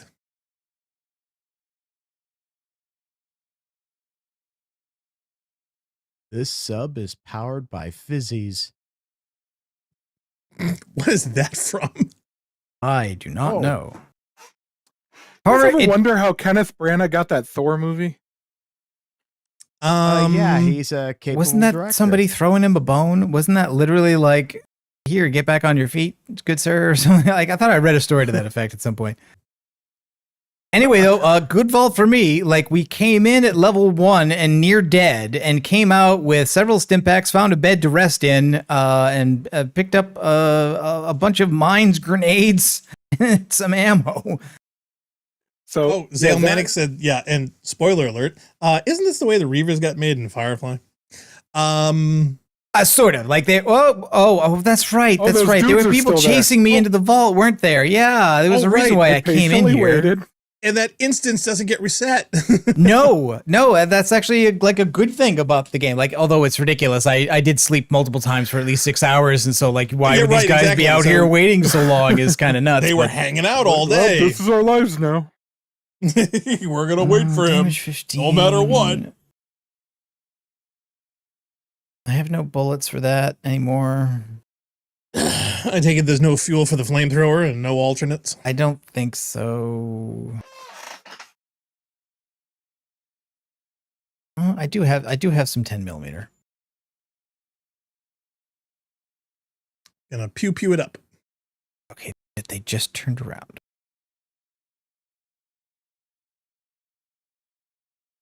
Not to turn this into Kenneth Branagh trivia hour, and I don't know how I got onto this, but yeah, how many Academy Award nominations do you think he's gotten? None. 7. Well, actually, no. Wait, but did he get one for Henry V? Yeah, he got Best Director and Best Actor for Henry V, and Best Live Action Short Film for Swan Song in 93. 97, Best Adapted Screenplay, because he wrote Hamlet, right? The weird Hamlet. 2012, Best Supporting Actor for My Week with Marilyn, which I think he played Laurence Olivier. Are you talking nominations or wins? These are nominations. Okay, well, yeah, you scared me there. And I'm then like, he got did not win nominated. this many Academy Awards. He got nominated in 2022 for Belfast, Best Picture, Best Director, and Best. I've heard great things. I have not seen that yet, so I couldn't. I also couldn't haven't seen it, but he won for it's supposed Best to be great Screenplay. Yeah, it's supposed to be great. It's supposed to be heavy though. Maybe I don't want to watch it. Well, see, that's just it. That's why it's one of those things. It's like, you want to see it, but you got to be in the mood for it. It's not the kind of like, hey, let's jump into this thing. Well, right. Spielberg decided to follow his lead by making a movie based on himself as well. Again, which is also really, really good. And I have not seen it yet because I know that is also a heavy slog. Really? What could possibly be heavy about Steven Spielberg's life? The fact that he puts family drama in all of his movies, and it can get. But he's filthy rich, and he does whatever he wants. He writes his own. It wasn't always that way. Yeah, but then like if you're really doing a movie about you, then you got to have like the back half of it be no drama whatsoever. It's just you and 3 old buddies talking about how to do new. Oh no, this is from like childhood on up, man. So we're getting the whole gamut. Yeah, there's a lot in there. I don't think Steven Spielberg has made a bad movie either. No, Blackstar, you're about to name 3. No, he's probably one of my all-time faves, to tell you the truth. They're cannibals. Oh, so these are from. Matter. Yep. Strange meat is human meat. You're about to be a cannibal, it sounds like. Well, I could sell it. Now, as far as bad movies, that's why they're directing. Hunters. Yep. There was 1941.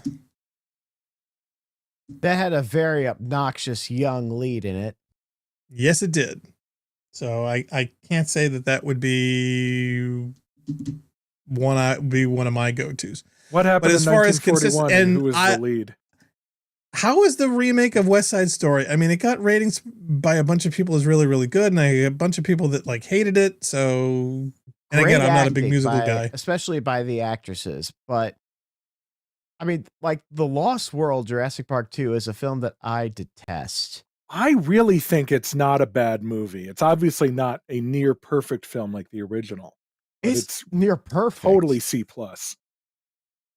Oh, no. Oh, honey, no. Yeah, it's C+ movie.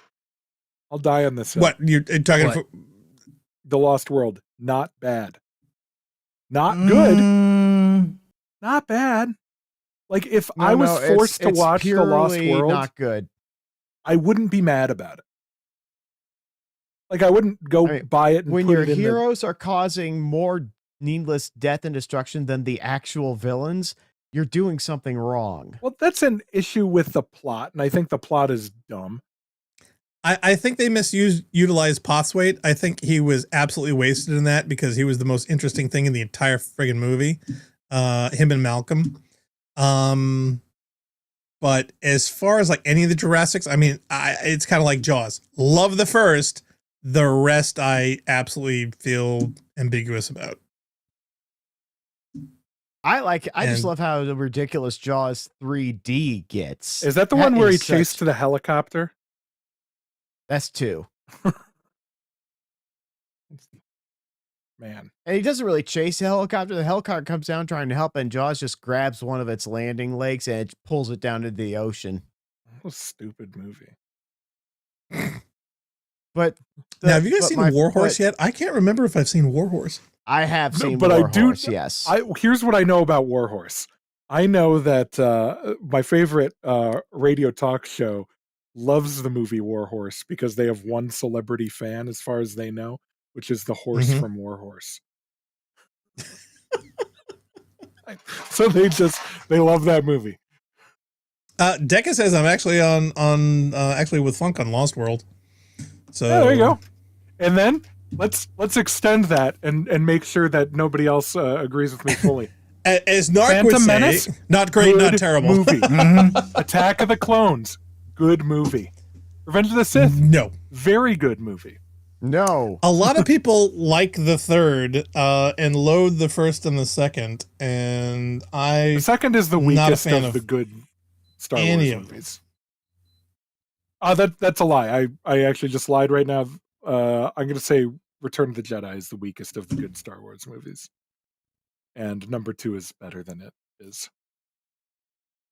Decca says Jaws 3D is the 3D one, and it was just a gimmick grab. You two are thinking of Deep Blue Sea with sharks taking out helicopters. No, I'm pretty sure that happened. Hold on. Yeah, well, see, all Deep Blue Sea was a ripoff. In fact, I mean, right to the point of using the same license plate from the original Jaws. But no, there was a scene in 2 and whatnot with helicopters where they were trying to get the kids off of the boats that were all clumped up together, if I recall. That's the scene I think he's referring to. Well, but the one thing I love about Jaws Revenge is just the fact that you were saying, Black Star? I don't know. I was just waiting for it because I have a feeling it has far more to do with the fact that what's his face got a chance to pay for his house on that one, and he's never actually Michael Caine. Yeah, he's never actually watched the film. It coined the trope voodoo shark, which I have used a lot. Is that a term? Yeah, exactly. I've never heard that before. Okay. Well, have you seen I've heard Jump Jaws, the Shark. Have you seen Jaws the Revenge, the 4th Jaws movie? No. Okay. This movie is about a shark who goes on a quest for revenge. Yeah, after the wife, I heard. This is the movie that I was thinking about. I feel like it chased a helicopter. Did it happen? Or was it a plane? It was a plane. Okay. Chased a plane. Some type of aircraft. The shark. And here's the thing. This isn't an accident because the wife actually travels from the New York beach area to the Bahamas, and the shark goes there. Yeah, follows her. Yes, that's it. Yes. So the reason why the phrase voodoo shark was made is because this story plot doesn't make sense because that's not how sharks work. And yes. Oh, please. All these people had to do is move inland someplace and never have to worry about this problem ever again. And so end of story. And so the guy who was in charge of the novelization decided, I'm going to take this opportunity and explain why the shark is capable of not only understanding the prospect of revenge, but knows how to chase Brody's wife. And so he says, this shark is under a voodoo curse. Okay. And so the purpose of voodoo shark is when the writer tries to explain a ridiculous thing with something equally, Right. if not even more ridiculous. It's like throwing space or quantum or some other adjective that will just radically allow acceptance for a fantastic or otherwise ridiculous concept. Do you think we can travel? Okay, so we're here. Do you think we can? Oh no, Vault 87. You need plot for. Yeah, Vault right? 87. Basically, you get through Little Lamplight. I think it's pretty easy to get to Vault 92. Oh, 92? Yes. That's in the top right corner. Yeah, It's it's in old only. It's full of death claws. Oh yeah, okay, never mind. Where the hell's the other vault? The other Vault vault 108. is kind of like over here somewhere. All right, Vault 108. This is 106. I think 108 is like around there. Decca says sings Voodoo Shark to the tune of Baby Shark. Well, see, that's what I was thinking, actually. Of Baby Shark? Yes. By the way, where the hell did that come from again? Everyone's been singing that at like camp, at like school camps. It was a long as I child know I'm animation alive. sequence that went viral. Jesus. You could YouTube it. You could don't just want look it up. Yeah, original Baby Shark. It's a very simplistic little tune that little kids just love repeating over and over and over again.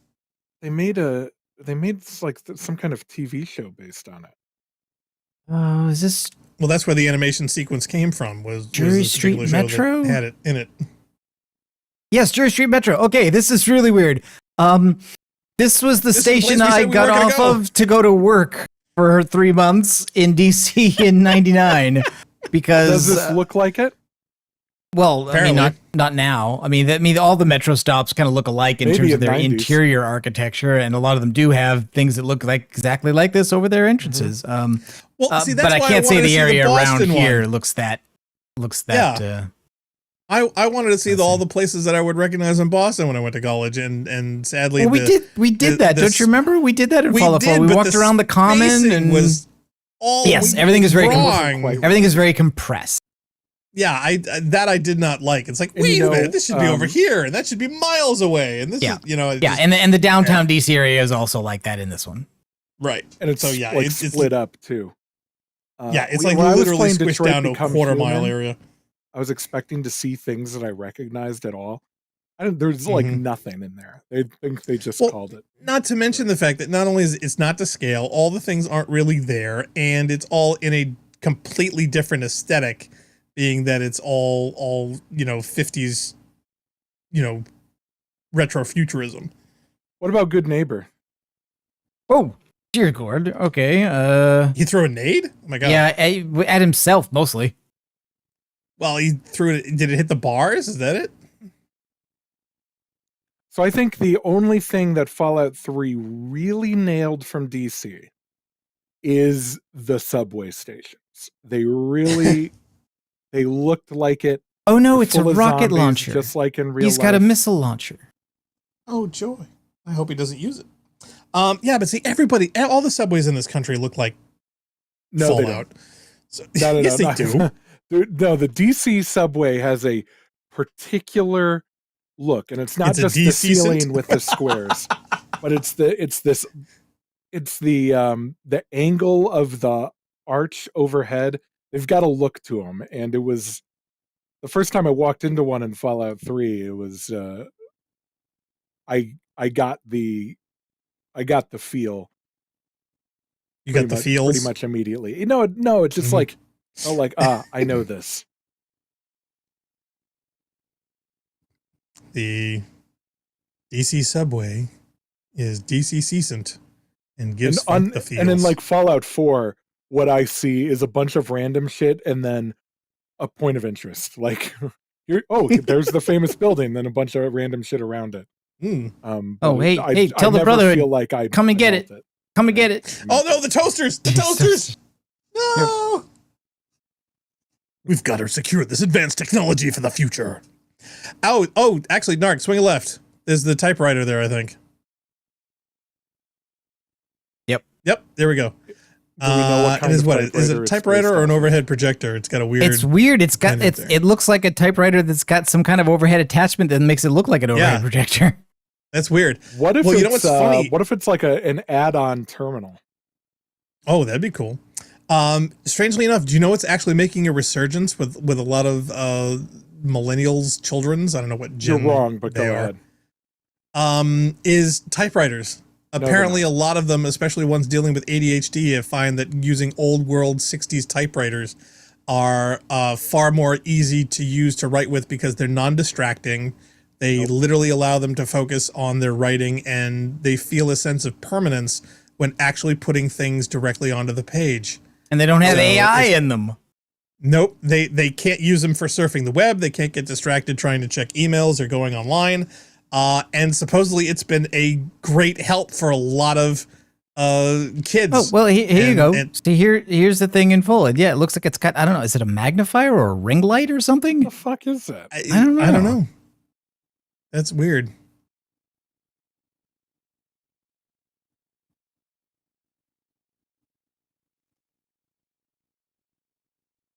Zale says funk is very right. Nah, that's never happened before. He says public transit is surprisingly distinctive depending where you are. Installed the ING hacking mod. Oh, okay. Dealing was 6 out of 7. So what else have we got in here? Oh, healing. Oh, healing. That was it. No, but some people have pointed out that ironically, this game is actually harder at lower levels because of the number of ing words. That it makes it harder. Really? Okay. That later, when the words are longer and less regular, it's easier to guess because it's more obvious which words are similar to target words. Zale seems to think that attachment is a nightlight. Decca says it's a dictation microphone. Oh, which okay. would make sense. Oh, so there would be like an auto Stealth Boy and a scoped Magnum. Okay, I'm going to be overweight here. I got to get rid of something. I like the light idea. I think it's a light. But a dictation microphone would be pretty cool. A dictation microphone would be way more useful, though. Yeah, but I don't know if they have that tech. Well, yeah. I mean, come on. It's all retro-futuristic.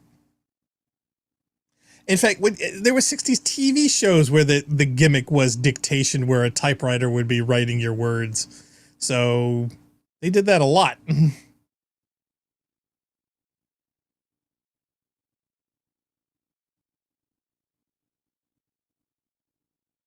All right. That was not a bad location.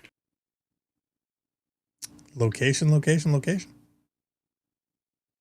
So what are we going to do? A review of Demon Seed, and please tell me, where in hell did you watch this movie back in 77? I have not watched it. I'm only aware of the plot. I asked you to pull that so that I can do a little comedy edit internally for some of the employees in our department, because like a dean during an academic presentation segue into something by saying, "Do you ever see this movie?"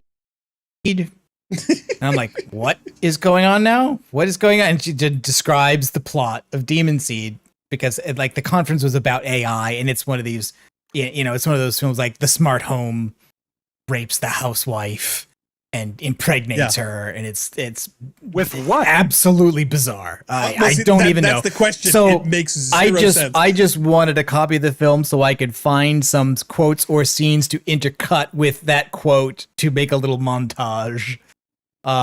Fritz Weaver plays the crazy husband who makes the AI in the house. And keep in mind, it's 47% in Rotten Tomatoes.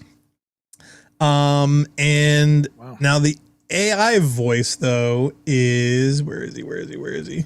And then another speaker decided to do a little mini view of Elysium. And then somebody else just happened to make a very quotable quote, which was, I think he was trying to quote Untouchables thing about bringing a knife to a gunfight. But then he says, like, and if you're in a knife fight, like, there are no rules in a knife fight. And I was like, what was he even trying to say? I wasn't sure. Well, wait a minute. Was he quoting Sundance? I think he was quoting Butch and Sundance. There's a line in that.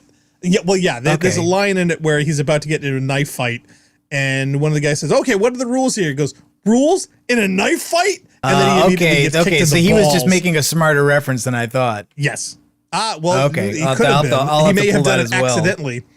But yeah, no, that's a line from Butch Cassidy. No, the voice for Proteus is Robert Vaughn.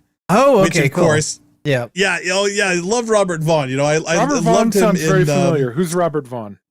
Oh, he played a very famous character in oh god damn it, the friggin' Seven Samurai Western version there. Magnificent Seven. Did you see Airplane? Yeah, with Yul Brynner. Yes, that one. And he also, what's really funny is he also played that exact same character in Battle Beyond the Stars, which was a total ripoff of the Magnificent Seven. Oh, shoot. Oh yeah, Robert Vaughn's been in all kinds of stuff. But yeah, he apparently had the voice of the evil AI in Demon Scene. Now, Nark, you said you have never seen this film. No, I do not think I've ever seen it. If I did ever see it, I've forgotten it.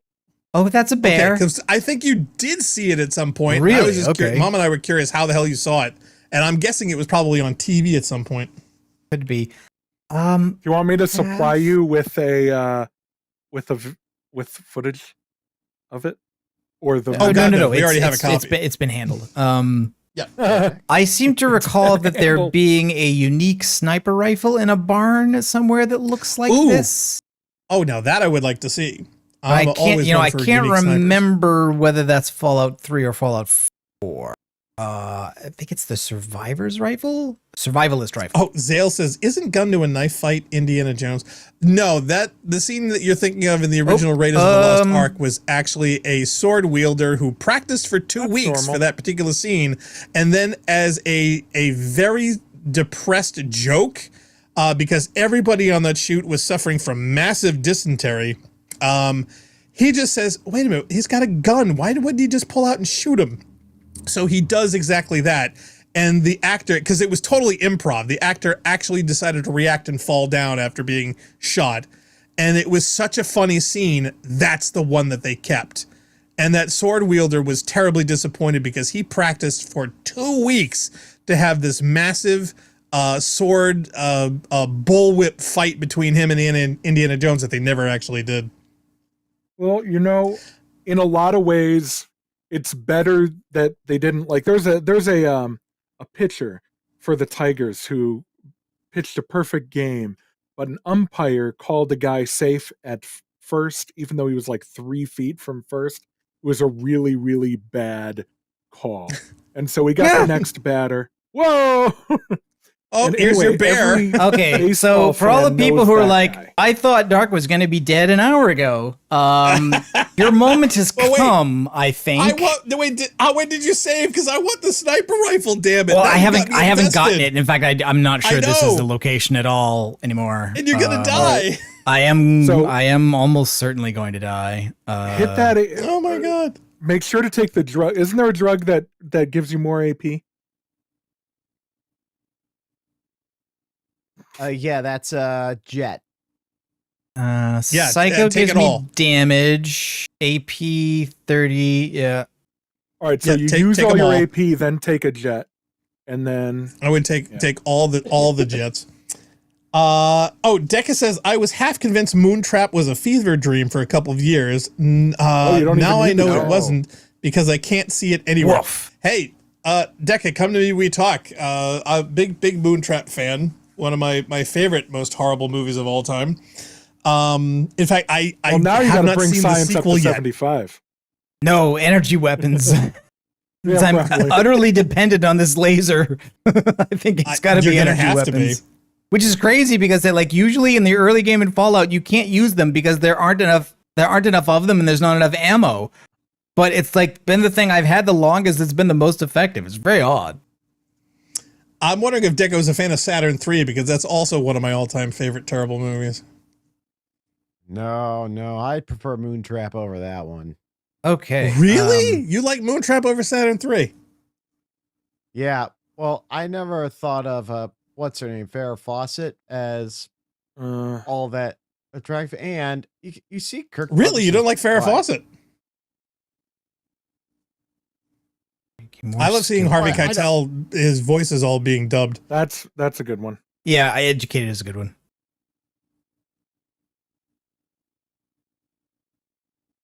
Oh, Zale says, yeah, I have just returned from the House of Bezos to report I will not be buying a typewriter. I could buy a new guitar. Here's the problem with typewriters, and I say this as a millennial who likes typing on things. Typewriters. Oh yeah, you're a typewriter whore. I'm not a typewriter whore necessarily. Well, a keyboard whore. Yes, typewriters suck now, and they have sucked for 20 years. I love the IBM Selectrics. Oh no, the Selectrics were the best. They were the Rolls Royce of typewriters. They haven't made those since the mid '80s. They started using the wheelwriters. Oh no, the typewriters I'm talking about were like made in the '60s. We're talking about portable things, the kind of things you would see in a Wes Anderson film. They're totally usable now. Kids love them. Those little portable ones, those suck. Yeah, they suck. Oh no, they love. They adore them. Fine. No, I love the IBM Selectric just because of the speed. Oh yeah. Plus, the keyboard itself was incredibly solid. It had a wonderful feeling Where keyboard. Is that rifle? That thing was if I'm anywhere built near it, by I'm like a friggin' tank. Yes, and the wheelwriter, which is the cheaper version of the Selectric that came out a little bit later, is also. Oh no, Survivalist rifle is in New Vegas. Oh, you're thinking of a wrong game. Oh, that's it. I see. They all have that brown smear. I'm getting this brown smear confused with the other brown smear. There's your problem. I got a brown smear for you right here. Mm-hmm. Yeah. Zale, if you're looking for a typewriter, you really want to go to a mom and pop place anyway. There's a lot of collectors places that you'll get a much better deal there than you would trying to get something off of Amazon, because I mean the weight and shipping alone would kill you. 2 unique snipers in Fallout 3, the reservist rifle and the victory rifle. Which is better? Don't know. Both of them do less damage per shot than the Blackhawk. Oh, did you see Skeletor had another Destiny 2 vid? Oh no. Who? No. Oh yeah, it's great. All right. Well, anyway, I think I'm just gonna. I will not be able to walk all the way to. All the way to Vault 108. I will head back to Megaton, and we can probably wrap up there. Maybe I can get rid of these raiders, but maybe not. Hey, can you draw all the bad guys that are chasing you through the desert to Megaton as you set off the nuke? I don't know. I don't think so. The explosion of Megaton is kind of scripted, so that basically, like, you do a thing to the bomb, so it will go off, and then you go to a location, and when you go there, it goes off. It doesn't go. It's not on a strict timer. It's scripted. Oh, see, I imagine you drawing in the bad guys to the place, then set off the bomb, then hit fast travel to get out of Dodge, it's one of those things where it's like after you are far away that location is not loaded anymore. They show you an animation and they swap out the tiles, the cells for that area with the ruined versions of the cell. It's not actually a thing that happens in the game. There are other locations, like Tacoma Park, where there actually are places where you can trigger big ballistic weapons, like bombardments from the sky, mortars and stuff to come down and kill enemies. But you can't do that with the nuke in Megaton.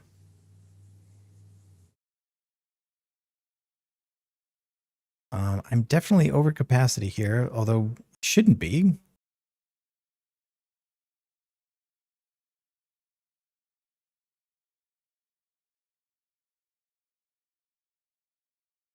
Oh, grenade. Marvelous.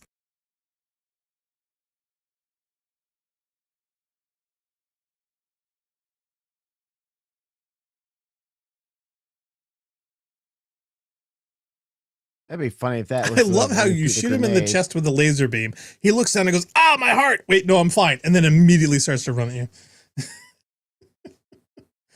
I've never understood this charging AI mentality where it's like, must get to bad guy no matter what, no matter how many you're shot, wounded, hit, attacked, whatever.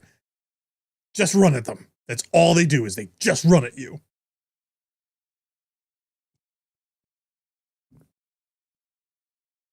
There are a couple more raiders over there. I should see if they've got anything worth stealing.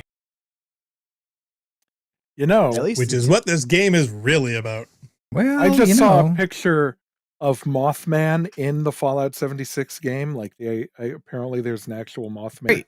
They're awesome. And boy, he looks in one of the only popular culture depictions of Mothman I've ever seen.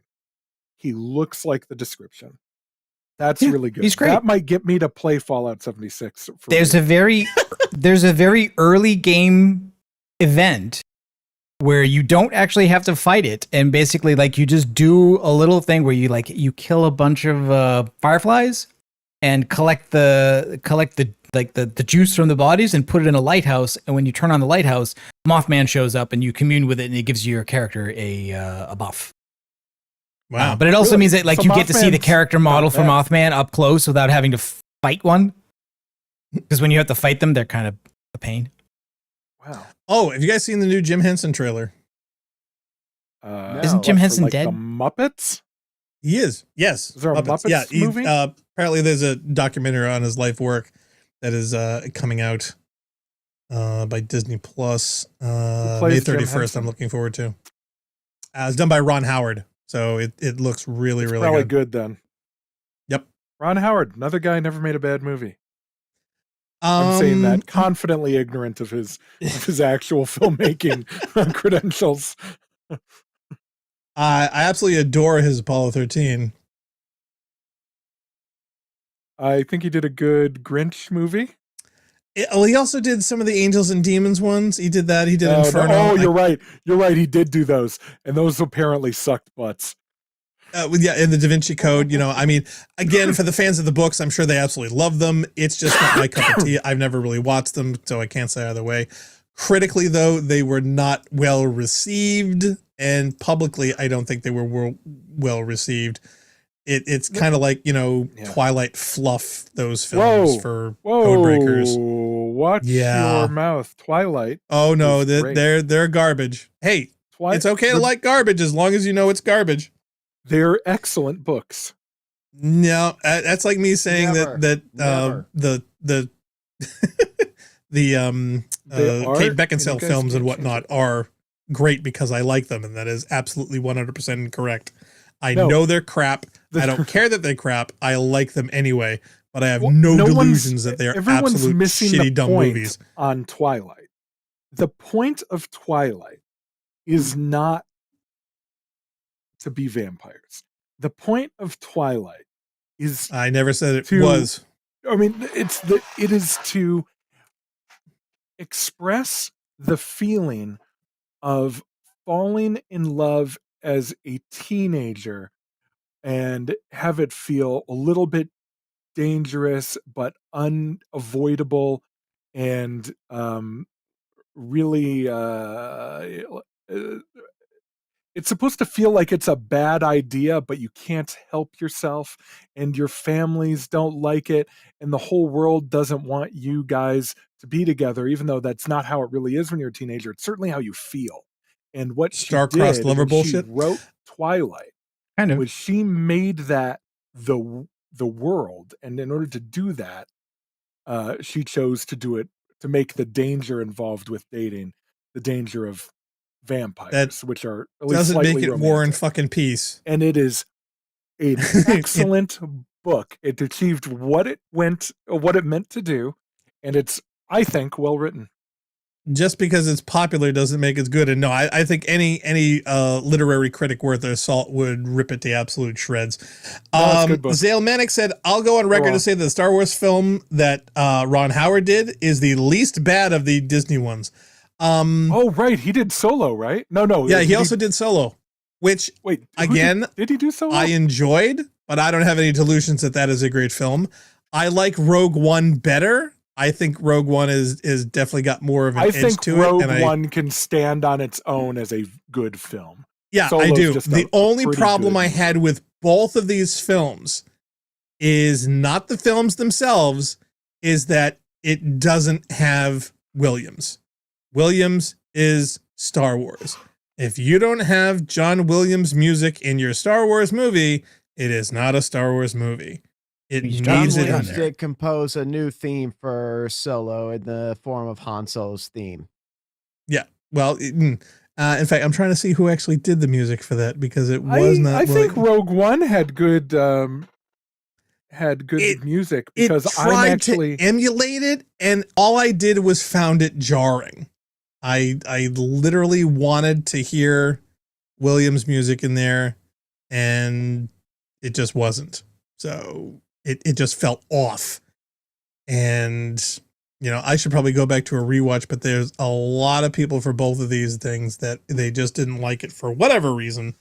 And it's not that they're wrong. It's just that as far as the two, if I had a choice, I would definitely pick rewatching Rogue One. Just use VATS, dude. Over so well, VATS gives very bad results at long ranges. So does shooting. In my mind, is really the opposite of what it should be, because when you're up close to things and they're running at you really fast, you have far less control over hitting something specific. Whereas if something from a distance that you're aiming at, you have far greater control over what specifically you're aiming at. So in my mind, they got VATS backwards for this.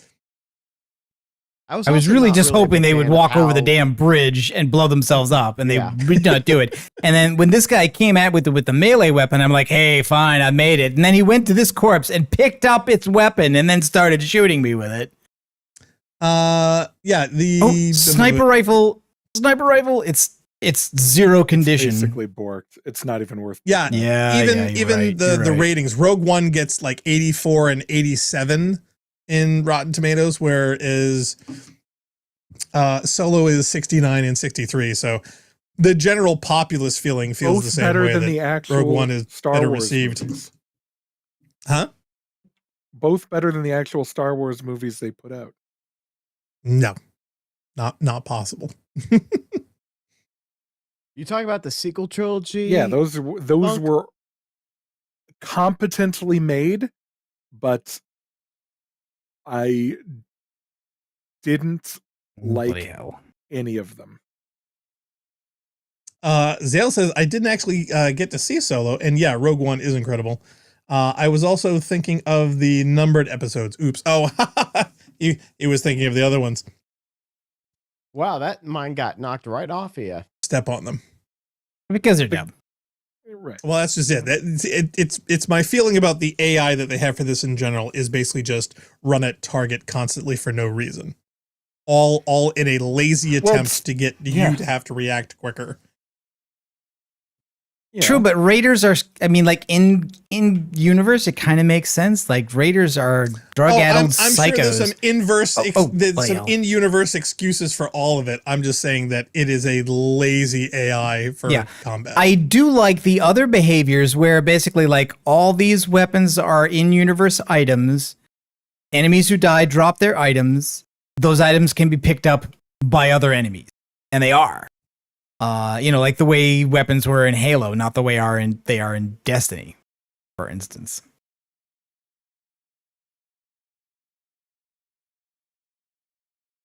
Another zero condition sniper rifle. Oh wait, am I walking the wrong way? I'm walking the wrong way. The same guy with the same zero condition sniper rifle.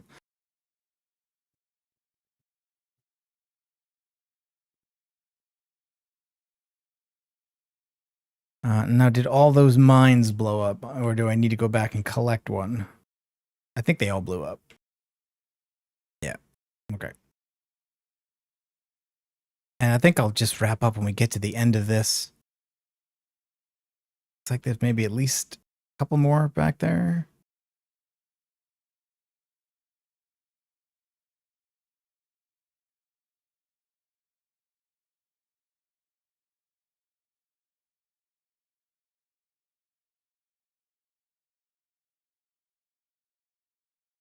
Jeez, how many hearts does this guy have? Uh-oh, come on.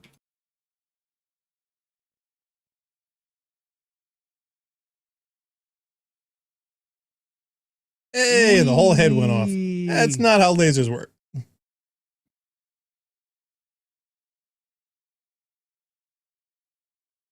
Oh, Adventures of Tintin. That one, I think I'm is addicted. Oh, you've got a excellent flamer. film. Oh, he's gonna burn you to death. Oh, wait. Can you laser his fuel tank? Yeah, can you explode? It'll explode. I feel like you can't in this game. See, to me, I think that would be like the number one thing I would want to do to someone because I don't holding a normally flame unit. do that. Okay, well, he didn't use it on you. Can you take his fuel? Yes. Oh, Deca says lost all game audio. Yeah, Mute Narc nuked it back when we were having heartbeat problems. I don't think he ever put it back. Yeah, sorry. It's only been 2 hours. Nobody said anything. You're supposed to be a professional. Hey, nobody complained. So besides, we were all yakking so much anyway. I know. I mean, I don't know that it would have added that much to it. There are plenty of streamers I watch sometimes where like either game audio was either so low or literally off, and it's just normal. You know, it's just the way they do it. All right, that was the end of this thing.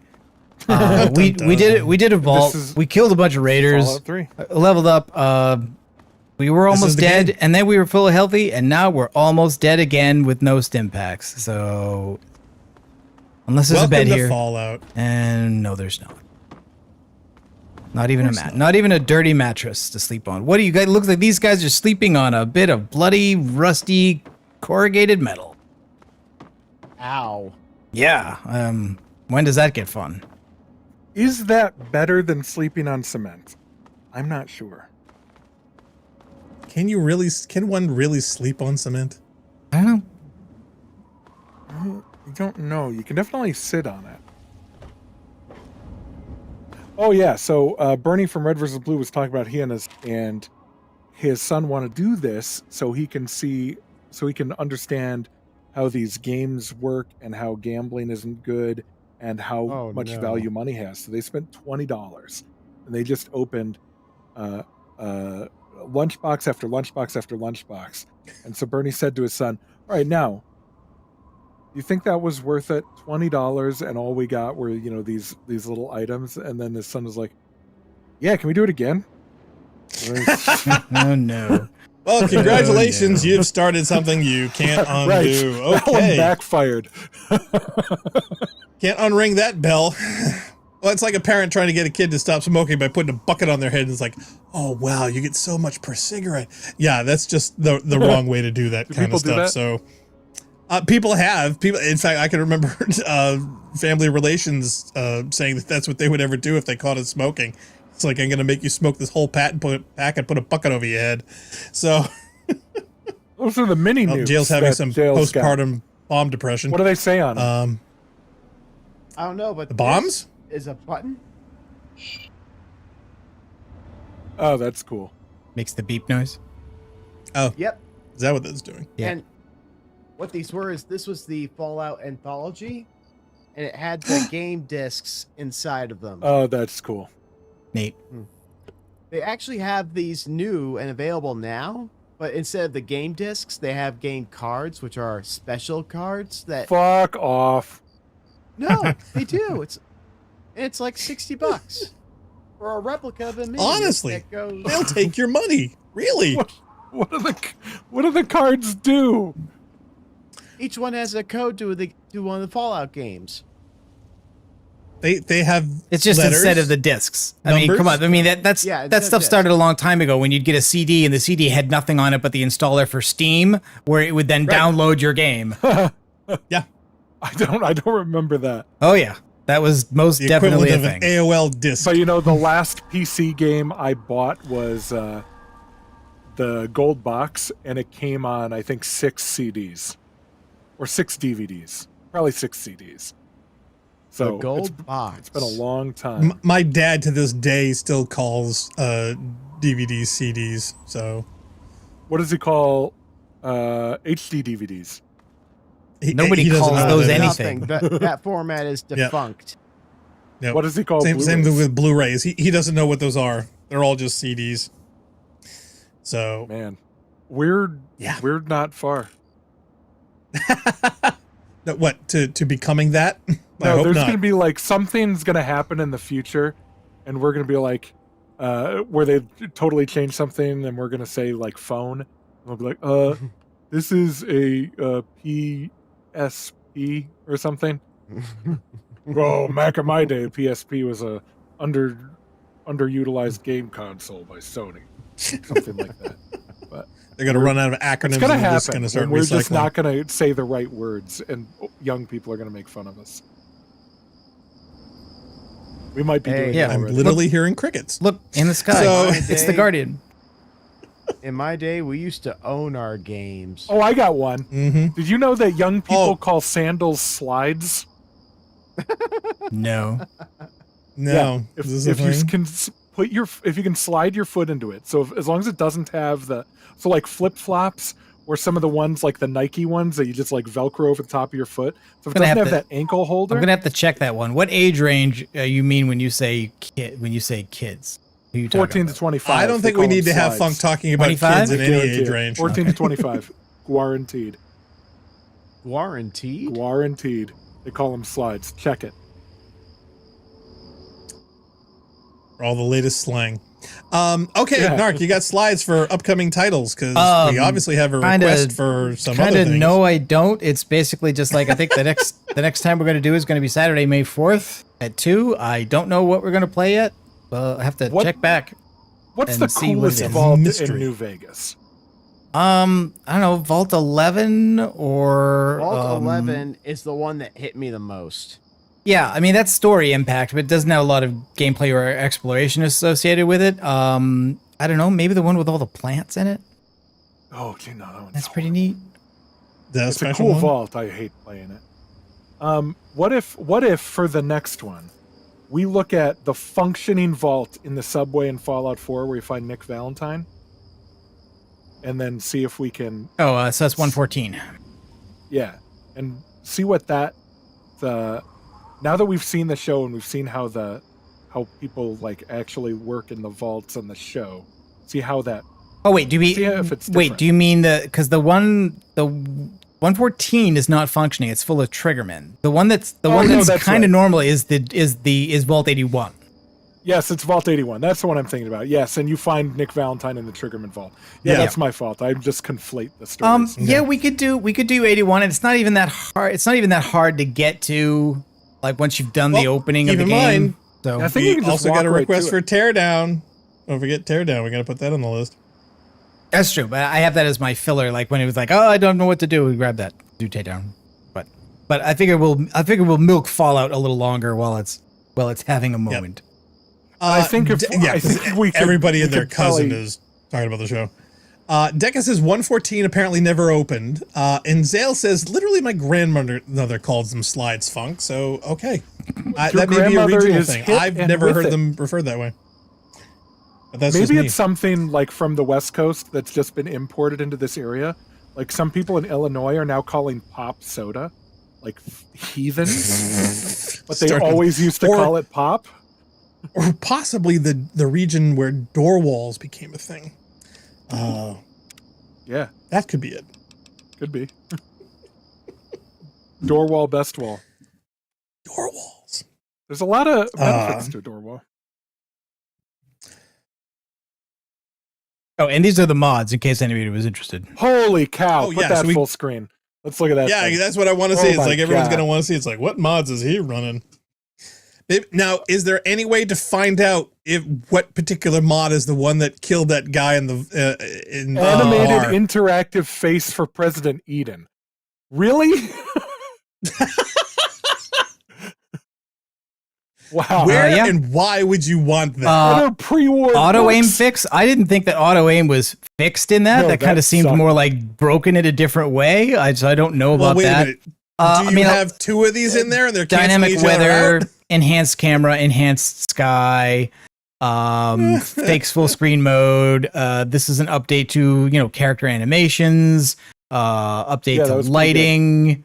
Oh, and then This there's one is the update to Project character Blue. models. Oh, Zale wants to know, was Alan Wake Control ever a thing that happened? I want to do No, we Control. didn't do I it yet. wanted to do this uber awesome 4K version, and we never got to it. I wanted to do Control because it was I wanted to do the perfect Control stream. Yep. and sadly we never got to it. I ended up with perfection paralysis, as well as like one of my favorite scenes in that film is using some massive section of copyright music. And I didn't know if doing the same thing without it would have the same impact. Bus I don't with think it flickering sign and animated foldable doors. Proper open bus. Sorry, I just wanted to. Yeah, that's like really it changes. I think bus stations, so it adds like makes the signs, the lights and the signs works. This one adds iron sights, high res textures for Rivet City. Deca says they get the DLC and have Narc build Vault 88. Oh God, no! Absolutely not. I was wondering. You're talking about perfection paralysis. Don't build a vault, dude. That vault building thing, no, I can't even. First of all, that particular area, lots of bugged scorpions. Yeah, who needs that? Now, how much of Alan Wake did we actually do? Because we started it again. Did we finish it? We did all of Alan Wake, the original. We did. We didn't. Okay, we did not play Alan Wake 2. We just started it a little bit. Okay. I understand Alan Wake 2 is fantastic. Oh, we were gonna do that as the Halloween game for this year. Okay, so all right, so it is on the schedule. All right, yeah, so it's on the schedule. Yeah. Okay, is it all right. scary? So we should finish that for Halloween. I don't know. It's a theme. It's not necessarily scary. Control. I think Control is scary. What if Control is very scary, and I adore Control. I seriously adore it. I have a poster of it on my wall right now. I adore Control so much. If you have a deadline for doing Control, like if you say Control is going to be the horror rampancy thing, do you think that would work? I don't know if I'd be able to complete it at the same time, because I would have to go through and figure out what would be the most efficient way to do it, and being able to perform and get through it at a timely manner, I think would also be like the anxiety, because it is big. It's not tiny, and there are things that you can skip over by accident that are really kind of like big story, points. Yeah, it's one of those things that's kind of begging for an old style edited playthrough where you make sure you do everything and you leave out stuff when you get stuck or frustrated or lost or any of that kind of stuff. Otherwise it would take a long time to do it. Yeah, so many scenes and dialogue pieces that if we end up talking over it and ruining it for someone, and I would feel really, really bad for. But no, we had actually talked about different ways of like solving the problem, where I could literally do it off cam, record the footage, and then cue it and highlight it up, and either just like stream it as, just a solid upload saying, hey, this is our playthrough, this is what we did, and then like, post ad discussions or topics and talking about it. In that way, there's nothing that would get overrun, nothing would get missed, nothing where we're constantly doing the same thing over and over again because, the gameplay sucks. Because we don't want to get people getting fatigued, and that ends up happening to us a lot of times because we're not uber gamers. We do this for fun. So if and when we get stuck in a loop where we're not progressing, I find that fatigues and strains and is not a fun, viewable experience for the audience.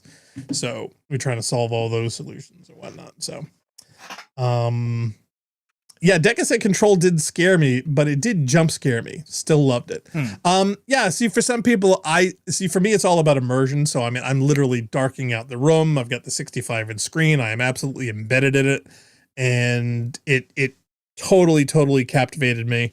And I loved how in the universe they were able to do all these interesting things with the people from the facility and making them absolutely horrific, but also highly varied.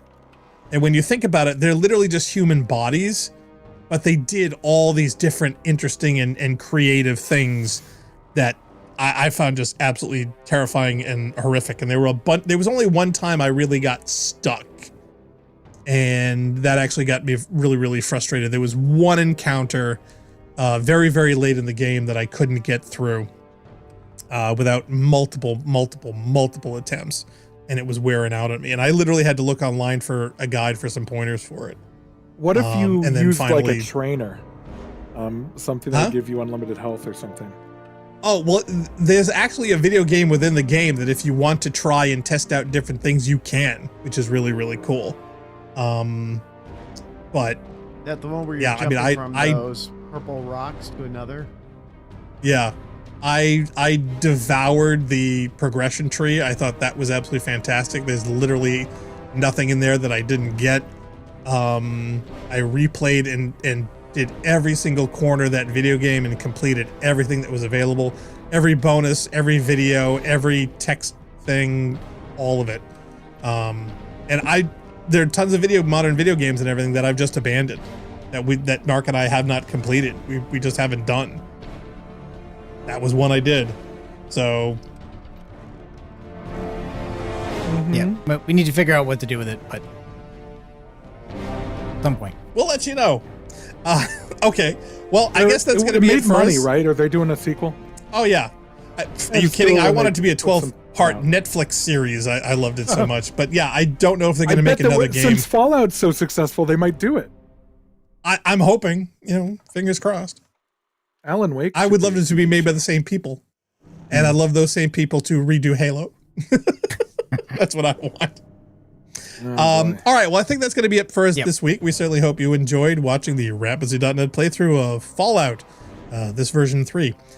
Please feel free to check out all of our exciting adventures, past and present, on our YouTube channel at Rampancy.net.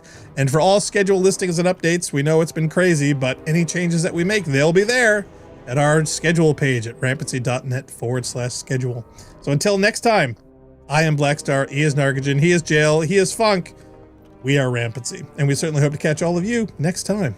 Thank you for watching. Bye-bye.